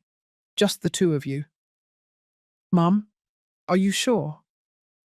"Yes, I'll be fine. I'm just going to hear what the lawyer has to say. I'll be back in a couple of hours." I took a taxi to Mr. Montell's office. It was a modern building downtown Chicago. I went up to the fourth floor. The receptionist ushered me in immediately. Mr. Montell was an older man, about 60, with thick glasses and a serious expression. "Mrs. Stewart," he greeted me, indicating that I should sit down. "Thank you for coming so quickly. What is so urgent, Counselor?" He opened a folder on his desk. "There's something about your husband's will that complicates things." "What is it?" "Your husband made 2 wills." I froze. "2?" "Yes. The first, dated 15 years ago, is the will everyone knew about. In that document, the ranch is divided between you and your son, Jim. 50% for each?" "Yes, I know. But 2 weeks before he died, Robert made a second will. And in that will, things change." Mr. Montell took out some documents and placed them in front of me. In the second will, Robert divides the ranch into 3 parts: 30% for you, 30% for Jim, and 40% for Henry Miller. I felt the floor moving beneath me. 40%? Yes, the largest portion. But why? The lawyer sighed. Because Robert left an explanatory letter. A letter that only I was supposed to read in case of disputes. And in that letter, Robert explains that he feels he owes Henry more, because Henry lost 47 years, because Henry grew up without a father, because Henry never had the opportunity to inherit anything. I was speechless. "Robert writes," the lawyer continued, reading the letter, "I know this may seem unfair to Jim, but Jim had a life full of love. He had a family, he had a father. Henry had none of that. And I need to compensate him somehow, even if it's with land, even if it's with money. I need him to know he was important, that he always was." Tears ran down my face. "Does Jim know this?" "No, no one knows. Only you. And now you have to decide." "Decide what?" "Whether you tell Jim before the will reading, or if you let him find out that day, in front of everyone." I was silent. "Mrs. Stewart," the lawyer said softly, "Robert also left a special clause. A clause that says if you and Jim decide to renounce your portions, you can do so. And in that case, the entire ranch would pass to Henry." "Robert wanted us to renounce it?" "No, he didn't want that. But he left that option, in case you felt it was the right thing to do." I stumbled out of that office. I took a taxi back to the hotel. The whole way, I could only think of one thing. Robert had left me a decision, the hardest decision of my life. Should I tell Jim that his father had left less to him than to a brother he had just met? Or should I keep silent and let him find out at the will reading? And more importantly, what was I going to do? Was I going to accept the will as it was? Or was I going to renounce my portion so Henry could have everything? When I arrived at the hotel, Jim and Henry were in the lobby laughing. They looked happy, comfortable, like brothers who had known each other all their lives. They saw me enter and their smiles faded. "Mom," Jim said, standing up. "Are you all right? You look pale." "I'm fine," I lied. "Just tired." "What did the lawyer tell you?" "Nothing important. Just details about the will reading." Jim looked at me distrustfully, but didn't insist. I couldn't sleep that night. I stayed awake, sitting in the hotel bed, looking at the city lights through the window. And I thought about Robert, all the decisions he made, all the secrets he kept, all the burdens he left me.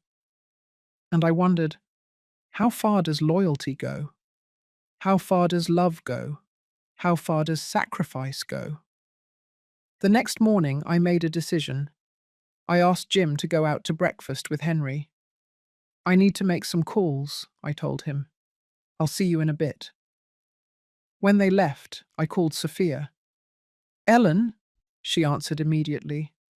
How are things? Complicated. I told her everything. The second will, Robert's letter, the decision I had to make. Sophia was silent for a long time. Ellen, she finally said, what do you want to do? I don't know. Part of me wants to protect Jim, wants him to have what he deserves. But another part feels Robert was right, that Henry lost too much, and he deserves something. And what does your heart say? I closed my eyes. My heart says neither of them should have to lose, that there should be a way for everyone to win. Then find it. And that's when I knew what I had to do. I wasn't going to renounce my portion of the ranch, but I wasn't going to fight for it either. I was going to do something different, something Robert never imagined, something that maybe, just maybe, could heal all of this. That afternoon, I gathered Jim and Henry at the hotel. I need to talk to you, I told them, about the will. They sat across from me with worried expressions. I told them everything. The second will, the 3 portions, the 40% for Henry. Jim was silent. Henry, pale. No, Henry said immediately. No, I can't accept that. It's not fair. It's what Robert wanted, I said. But it's not what I want, Henry insisted. Jim is his son, the one he raised, the one he loved. I'm nobody. You're his son too, Jim said softly. But not in the same way. No, not in the same way, but you still are. Jim took a deep breath. Henry, he said, looking him in the eyes, if Dad wanted to leave you 40%, it's because he felt he owed it to you. And I'm going to respect that. Jim, no. Listen to me. I had everything. I had a father. I had a home. I had love. You didn't have any of that. And even though we're brothers now, even though we're together now, I can't give you back those 47 years. But I can give you this. Henry started to cry. I don't deserve this. Yes, you do. Because you're my brother. And why? Because it's the right thing to do. Then I spoke. I'm also going to respect the will, I said, but with one condition. Both looked at me. The ranch is not going to be divided. It's going to stay together. All 3 of us will be owners, but we're going to work it together, as a family. Henry, if you want, you can move to Texas. You can teach there. Or you can stay in Chicago and come on weekends. It doesn't matter. But the ranch is going to belong to all of us. And no one is going to sell it. Ever. Jim smiled. I like that idea. Henry looked at us with tears in his eyes. Would you really accept me like that? As part of the family? You already are part of the family, I said. You always were. It's just that now we know it. And in that moment, something changed. Something deep. Something I can't explain in words. Because I stopped carrying the weight of the decision. I stopped feeling like I had to fix what Robert had broken. Because I realized something. Robert didn't break anything. He just left something incomplete. And now we were going to complete it. Together. We returned to New York City 2 days later. The 3 of us together. Jim, Henry, and me. On the plane, Henry was sitting by the window, looking at the clouds with that thoughtful expression I was beginning to recognize. Jim, next to him, was showing him photographs of the ranch on his phone. This is the apple orchard, Jim was saying. Dad planted it the year I was born. He used to say that each tree represented a year of my life. Henry looked at the pictures with shining eyes. It's beautiful. It is. And now it's yours too. Henry turned to look at him. I still can't believe it. A week ago, I was a lonely teacher in Chicago. And now I have a brother, a family, a home. Jim smiled. I can't believe it either, but I'm happy about it. Truly. I watched them from my seat, across the aisle, and I felt something I hadn't felt in weeks. Peace. The will reading was scheduled for the following Tuesday at Mr. Montell's office in New York City. During those days, I focused on preparing the house for Henry. I cleaned the guest room. I changed the sheets. I put fresh flowers on the nightstand. I opened the curtains to let the sunlight in. Henry had decided to stay with us for a week before returning to Chicago to sort out his things. I need to resign from my job, he told me, and pack my books and say goodbye to some people. Are you sure you want to move? I asked him. You don't have to. We can find another way. I'm sure, he interrupted me with a smile. My whole life I felt out of place in Chicago, like I was waiting for something. And now I know what it was. This family, this place. On Sunday, I took Jim and Henry to the ranch in Texas. It was the first time Henry had set foot on his father's land. When the car entered the dirt road, surrounded by cornfields and green hills, Henry was speechless. It's like a dream, he murmured. Mr. Frank was waiting for us at the gate. When he saw Henry, he froze. Good heavens, he whispered. He's the spitting image of Mr. Robert, I introduced Henry. Mr. Frank, this is Henry. Robert's son. Mr. Frank took off his hat, as if he were in front of someone important. It's an honor, young man. A true honor. Henry shook his hand shyly. Thank you, sir. We walked around the ranch for hours. I showed them everything. The main house, the patio with the wisteria, the stone fountain, the apple orchard, the stables, the fields where Robert used to work from sunup. Henry absorbed it all with eyes full of wonder. This is where my father lived, he said softly, as if he were in a sacred place. This is where he worked, where he dreamed. Jim led him to the oldest ash tree on the property. This was his favorite tree, he told him. He said it was more than 100 years old, that it had seen 3 generations of the Stewart family pass by. Henry put his hand on the trunk and closed his eyes. I wish I had known him. Me too, Jim said.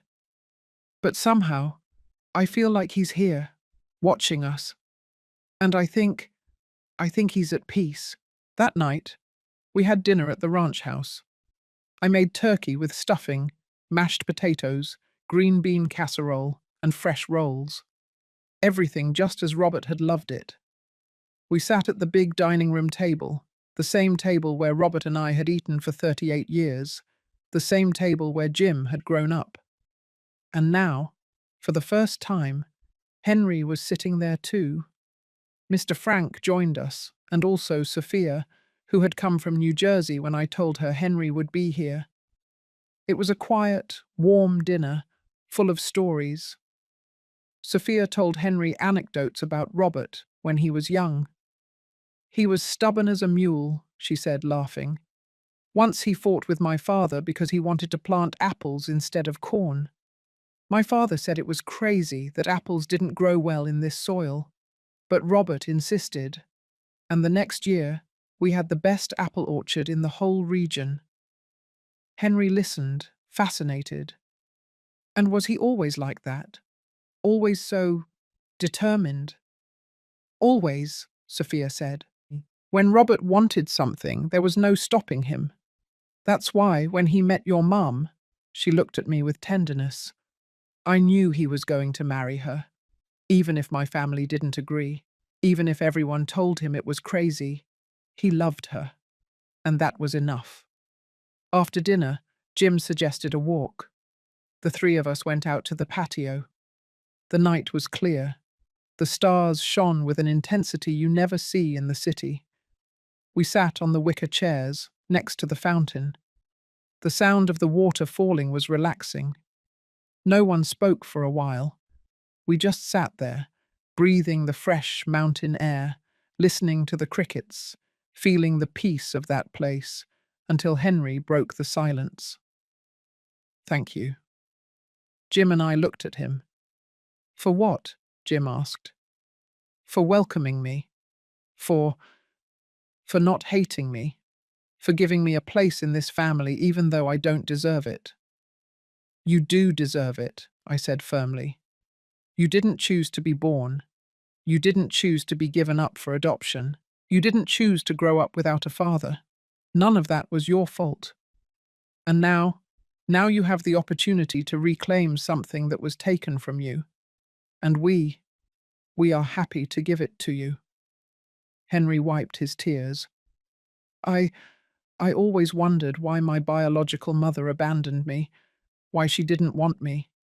And for years, I thought there was something wrong with me, that I wasn't good enough, that's why she left me. His voice broke. But now I know the truth. I know it wasn't because she didn't want me. It was because she was afraid, because she was alone, because she didn't have another option. "Do you forgive her?" Jim asked softly. Henry nodded. "Yes, I forgive her." "Why?" "Because she did the best she could with what she had. And because, in the end, she gave me a life, a good life, with people who loved me." Tuesday arrived sooner than I expected. At 10 o'clock in the morning, the three of us were at Mr. Montell's office. It was an elegant place, dark wood walls, bookshelves filled with codes and legal documents, a huge desk. The lawyer received us with seriousness. "Good morning. Thank you for coming." Also present were Mr. Vargas, the lawyer representing Robert's family, and a notary public to validate the reading. We sat down. Mr. Montell opened a sealed envelope. "We will proceed with the reading of the last will and testament of Robert Stewart, dated December 28th of last year." He began to read. First, the formalities, personal data, legal declarations. Then he got to the important part. "In full use of my mental faculties, I declare the following regarding the distribution of my assets." The lawyer paused and looked at us. "The Texas Ranch, with all its lands, buildings, and belongings, is divided as follows: 30% for Ellen Stewart, my wife, 30% for Jim Stewart, my son, and 40% for Henry Miller, my biological son." Henry closed his eyes. Jim took his hand. The lawyer continued. "Furthermore, I leave the following provisions. The income generated by the ranch shall be divided equally among the three, regardless of the percentage of ownership. This is so that no one has an economic advantage over the others." That. I didn't know that. I looked at the lawyer, surprised. He nodded slightly, as if to say, "That's right." "I also stipulate that the ranch cannot be sold or divided for the next 20 years.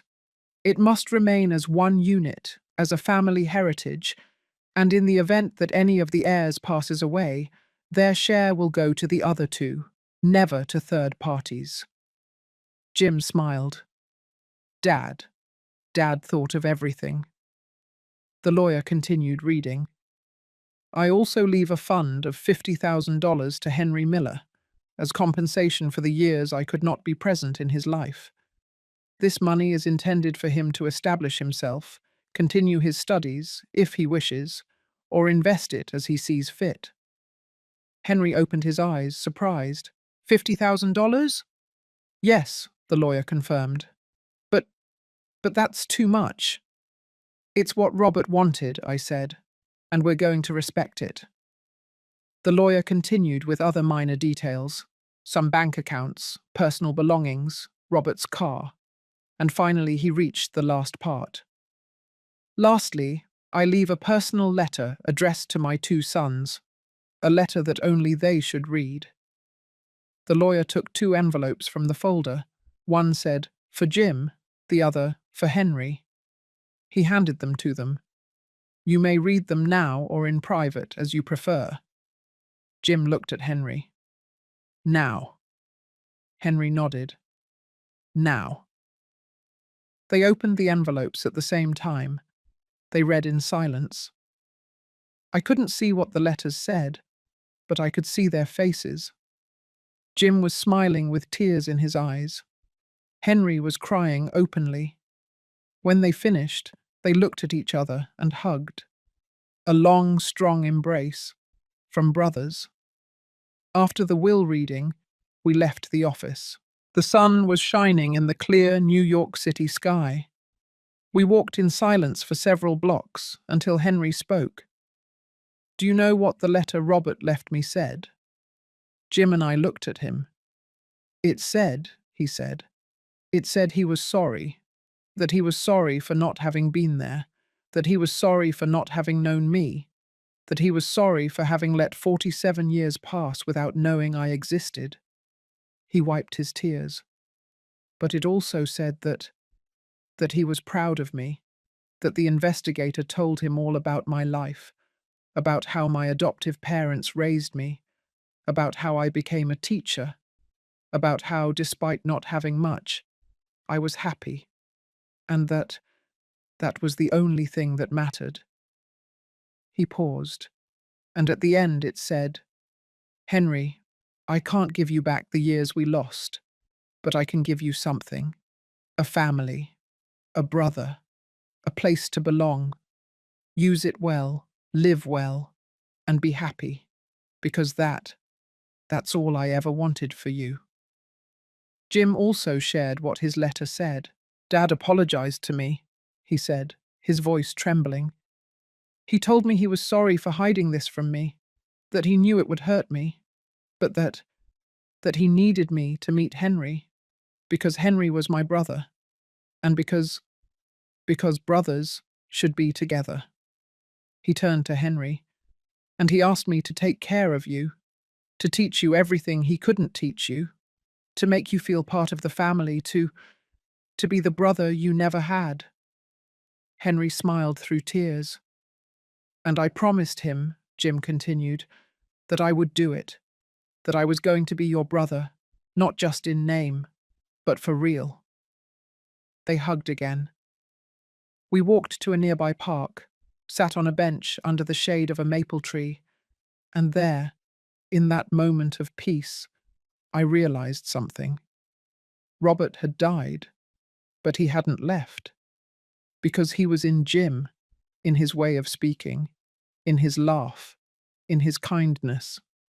He was in Henry, in his posture, in his eyes, in his shyness. He was in the ranch, in the trees he planted, in the land he worked.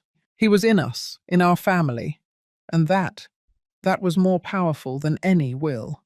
1 week later, I received a call from the hospital in Chicago. Madeline had died, quietly, in peace. The nurse told me that in her last days, she had asked about Henry. "Did they find him?" she would ask. "Did they tell him the truth?" And when the nurse told her yes, that Henry knew everything and was with his family, Madeline smiled. "Then I can go," she whispered. "I have nothing left unfinished." And she closed her eyes. Forever. I told Henry. He cried. "I never got to talk to her," he said. "I never got to tell her that I forgave her." "She knew," I told him. "Believe me, she knew." We organized a small funeral for Madeline. Just the 3 of us, Sophia, Mr. Frank. We buried her in the cemetery in Texas, not far from where Robert was, because even though they were never together in life, in death at least, they could be near. And maybe that was enough. That night, back at the ranch, the three of us sat on the patio, under the stars, next to the fountain, and we talked about life, how strange it was, how things never go as planned, how sometimes the worst tragedies bring the best blessings. I lost my father, Jim said, but I gained a brother. Me too, Henry said, and I gained a family. I looked at both of them, and I lost my husband, but I found the truth, and that made me free. Because that's what had happened, wasn't it? Robert kept secrets. Madeline ran from her past. Henry grew up without knowing where he came from. Jim grew up without knowing he had a brother. And I lived 38 years without knowing the whole story. But now everything was on the table. There were no more secrets, no more lies, only truth. And that truth had freed us all. 3 months later, Henry moved permanently to the ranch. He got a job as a teacher at a middle school in New Jersey. And on weekends, he and Jim worked together in the fields. They planted more apple trees, repaired the stables, modernized the irrigation system, and little by little, the ranch began to flourish again. Not just in production, but in life, in laughter, in family. One day while I was preparing lunch in the kitchen, I heard voices in the backyard. Jim and Henry were arguing about something, but it wasn't a bitter argument. It was brotherly. "I'm telling you the apples should be planted in March," Jim was saying. "And I'm telling you February is better," Henry replied. "I read a study. Studies don't know anything. Experience is what matters. And you have more experience than an agricultural engineer with a doctorate. I have more experience than you, brother." And they laughed. I watched them from the window and smiled, because there they were, two brothers who never should have met, but who now were inseparable. And I thought of Robert, how in the end he had done something good, something that, even though it was complicated and painful, had united this family. Because life, I realized, always finds a way to balance itself out. Robert hid a secret for almost 50 years, and that secret haunted him until his death. He couldn't tell Henry the truth. He couldn't ask Madeline for forgiveness. He couldn't say goodbye. But he left us. He left us the truth. He left us the opportunity to heal what he couldn't heal. And that was justice. Not a justice of punishment, but a justice of redemption. 1 year after Robert's death, I returned to his grave. I brought fresh flowers, white lilies, his favorites. I knelt down in front of the headstone and spoke. "Robert, I don't know if you can hear me. I don't know if there's anything after this, but if you can, I want you to know something." Tears ran down my face. "I forgave you for keeping secrets, for not trusting me, for leaving me this burden. I forgave you for everything." I caressed the headstone with my hand. Because in the end, I understood. I understood that you were human, that you made mistakes, that you were afraid, just like everyone else. I smiled through tears.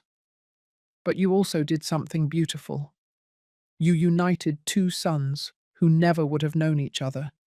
You created a family where there was only emptiness. And that is worth more than any secret. I stood up. "Rest in peace, my love, because here everything is all right." And it was true. Everything was all right. Because even though Robert had made mistakes, even though he had hidden the truth, even though he had hurt without meaning to, in the end, life had balanced everything out. Henry found his family, Jim found a brother, Madeline found peace before she died, and I found the strength to forgive and move on, with the truth, with the family, with life. 3 years have passed since I opened that chest in the stable. 3 years since I discovered my husband had kept a secret for almost half a century. 3 years since my life was split in two, and now, sitting on the porch of the ranch house, with a mug of coffee in my hands and the afternoon sun painting the hills orange, I can say something I never thought I would say. I am at peace. The ranch has changed a lot since then. Henry lives here permanently. He converted one of the rooms in the main house into his personal library. It's full of books, from floor to ceiling, poetry, history, philosophy. Sometimes, at night, I hear him reading aloud, practicing for his classes. He got married 6 months ago to an elementary school teacher he met in New Jersey, a sweet woman with an easy laugh, who looks at him as if he were the most valuable thing in the world. Her name is Patty, and when I saw her for the first time, I knew she was the one. Because Henry shone when he was with her, the same way Robert shone when he looked at me. Jim comes to the ranch every weekend.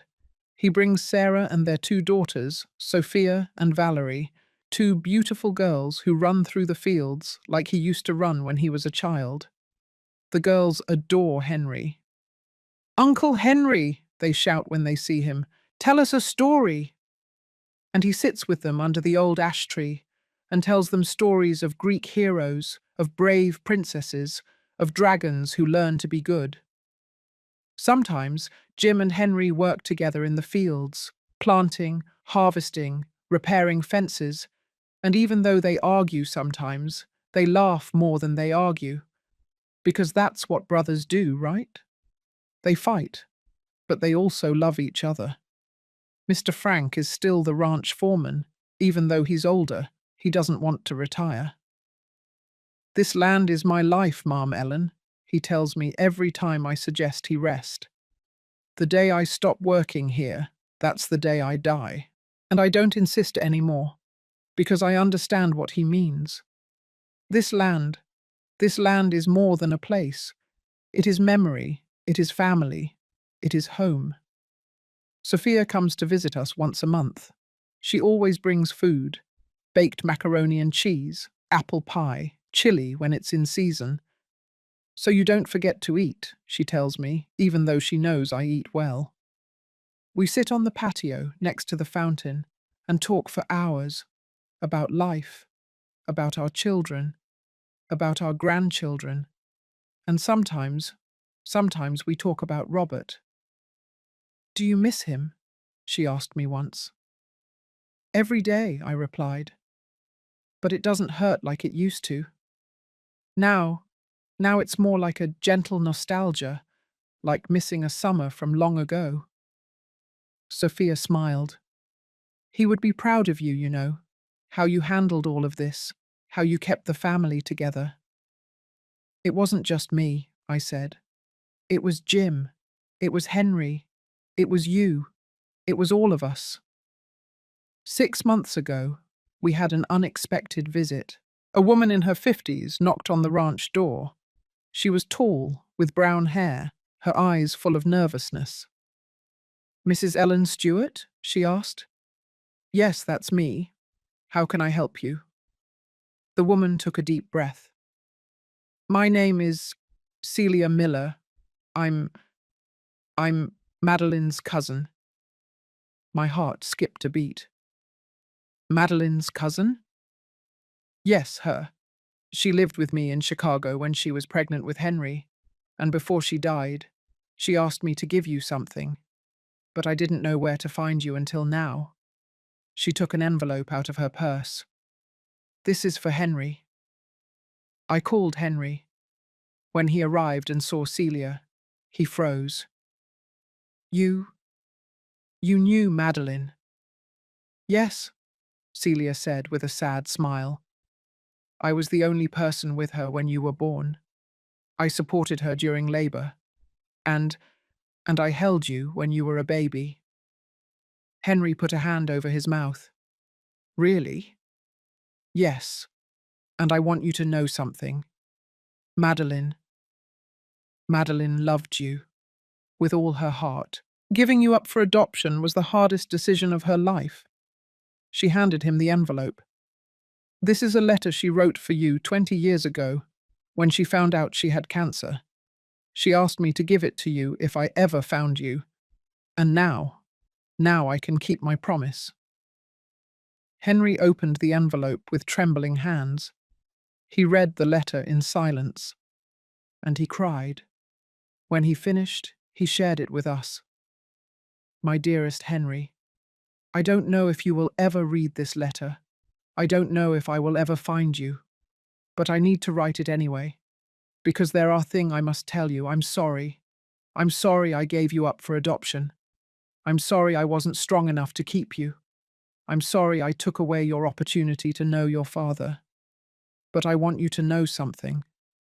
I didn't abandon you because I didn't love you. I abandoned you because I loved you too much. Because I knew that I couldn't give you the life you deserved. I didn't have money. I didn't have family. I didn't have anything. And you deserved everything. So I gave you the one thing I could give you. A chance. A chance to have a family that loved you. A home where you could grow up. A better life than the one I could have given you. And I pray every day that that decision was the right one. I pray that you are happy. I pray that you feel loved. I pray that someday you can forgive me. Because even though I wasn't there, even though I didn't see you grow up, even though I didn't know you, you were always my son. And I always loved you. With all my heart. Your mother, Madeline. Henry folded the letter carefully. He put it back in the envelope, and he hugged Celia. Thank you, he said. Thank you for bringing me this. She loved you, Henry, Celia said through tears. Never doubt it. That night, Henry, Jim, and I sat on the patio under the stars, as we had done so many times. You know what the strangest thing about all this is? Henry said. What? Jim asked. That I spent my whole life feeling abandoned, feeling like I wasn't good enough, like my biological parents didn't want me. He paused. But now I know that's not true. Madeline loved me. Robert would have loved me if he had known about me. And even though I didn't grow up with them, even though I didn't have what I should have had, I got something more. What? I asked. I got two families. The family that raised me, and the family that found me. He smiled. And that's more than most people have. Jim put a hand on Henry's shoulder. You know, Dad used to tell me something when I was a kid. He'd say, Jim, family isn't just the people you share blood with, it's the people you share life with. And he was right, I said. Because you two, you are brothers. Not because Robert said so, not because a will established it, but because you chose to be. Henry nodded. And I choose this family. Every day. Forever. The following months were quiet. Good. The ranch produced the best apple harvest in years. Jim got a new contract with a natural juice company. We now sell our produce across the country. Henry wrote a book about the history of Texas, about the legends of the region, about the families who have worked this land for generations. It's about to be published. And me? I started writing too. Not a book, just memoirs, for my granddaughters. So that someday, when they are older, they can read this story and understand where they come from. Because that is what I learned in these 3 years, that the truth always comes out, no matter how long you hide it, no matter how many secrets you keep. Sooner or later, the truth finds a way to free itself. And when that happens, you have two choices. You can let it destroy you, or you can use it to build something better. Robert chose to hide the truth, and that decision had consequences.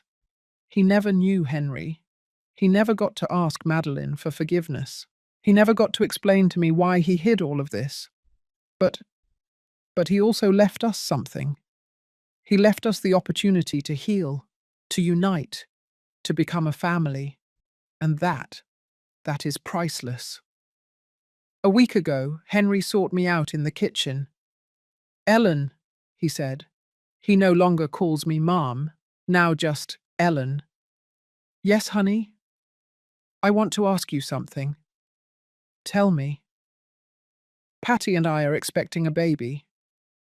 The world stopped. "What?" Henry smiled with tears in his eyes. "We're going to have a son.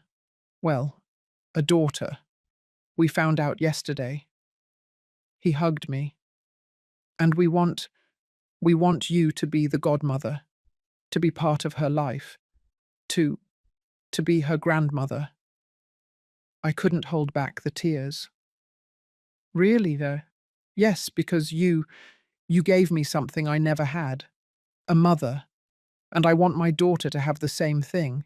I want her to grow up knowing you, loving you, knowing you're part of her family." 2 days later, Jim also gave me news. "Mum, Sarah is pregnant." "Again," I laughed. "Another girl?" "No, this time, a boy." He walked over and hugged me. "And we want to name him Robert, after Grandpa." My heart filled with joy. Your father would have loved that. I know. And I want that boy to grow up here, on the ranch, just like I did, just like his sister, just like his cousin who's on the way." He looked around. This land has to stay alive. It has to pass to the next generation, and the next, so we never forget where we come from. And now I'm here, sitting on the porch of the ranch house, watching Jim and Henry work together in the orchard, watching Patty and Sarah chat on the patio, laughing, planning the baby's arrival, watching the girls play with Mr. Frank, who teaches them how to take care of the plants. And I realized something. Robert didn't leave. He is still here, in his sons, in his grandchildren, in this land he loved so much, in this family he built. Sometimes, at night, when everyone goes to sleep and the ranch is silent, I sit next to the fountain, and I talk to Robert, as if he could hear me. "Look what you did," I tell him. "Look what you left behind. A family, a beautiful, complicated, imperfect, but beautiful family." I smile. "And even though you made mistakes, even though you hid things, even though it hurt me, in the end, it was all worth it." The water in the fountain falls gently, the wisteria moves in the wind, the stars shine in the sky. "Rest in peace, my love," I whisper, "because here everything is all right." And it's true, everything is all right. Because I learned something I never imagined I would learn, that forgiveness is not forgetting, it is remembering without pain. It is looking at the past without bitterness. It is accepting that people are human, that they make mistakes, that they hurt without meaning to, but that even so, they deserve love. I learned that family is not perfect. It is complicated. It is painful. But it is also the only thing that truly matters.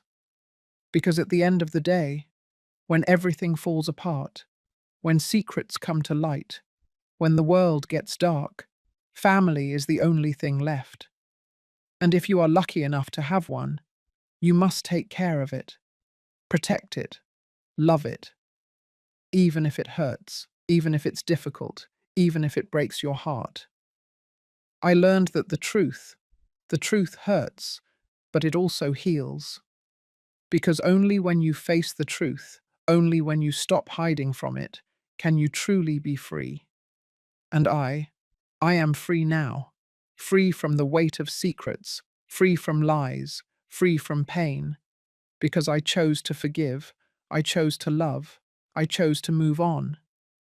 If my story helps you, if these words touch your heart, if you identify with the pain, with the betrayal, with the forgiveness, I want you to know something. You are not alone. We all carry secrets. We have all been hurt. We have all had to choose between resentment and forgiveness. And I know it's not easy. I know it hurts. I know that sometimes it seems impossible. But I also know this, that forgiveness is the only path to peace. And that family is always worth it, even if it's complicated, even if it's imperfect, even if it breaks your heart. I am 66 years old now, my hair completely white, my hands full of wrinkles, my body more tired than before. But my heart is full, full of love, full of gratitude, full of peace. Because even though I lost Robert, I gained something more. I gained 2 sons instead of 1. I gained a bigger family. I gained the truth. And I gained the freedom that comes with it. This morning, while I was making coffee, Henry walked into the kitchen. "Good morning, Ellen." "Good morning, honey." "Did you sleep well?" "Very well. I dreamed of Madeline." "You did? And what did you dream?" "I dreamed she was here, at the ranch, walking through the apple orchard, and she was smiling, as if she had finally found peace." He wiped his tears. "And when I woke up, I realized that maybe she did find it, because we are all right, and that was all she ever wanted." That afternoon, we all gathered on the patio. Jim, Henry, Sarah, Patty, the girls, Sophia, Mr. Frank. We celebrated Valerie's birthday, Jim's youngest daughter. There was cake, music, laughter. The girls ran through the garden, the adults talked under the shade of the ash tree, and I watched them, all of them. My family, this beautiful, complicated, imperfect family. And I thought of Robert, how, in the end, he had done something good. He had created life. He had created love. He had created family. And even though he wasn't here to see it, his legacy lived on, in every laugh, in every hug, in every shared moment. When everyone went to sleep, I stayed alone on the patio, looking at the stars, listening to the sound of the water in the fountain, feeling the cool mountain breeze, and I whispered one last prayer. Thank you. Thank you for the pain that taught me to forgive. Thank you for the secrets that taught me to value the truth. Thank you for the loss that taught me to appreciate what I have. And thank you for this family, because in the end, that is all that matters. Thank you for listening to me until the end. Thank you for joining me on this journey. Thank you for allowing me to share my story with you. If this story touched your heart, if it made you think, if it helped you see forgiveness in a different way, subscribe and click the bell icon to hear more stories of women who transformed their pain into wisdom. Every day, a woman, a life lesson. Share this story with someone you love, because sometimes a story like this can change an entire day. May God bless you, and until next time.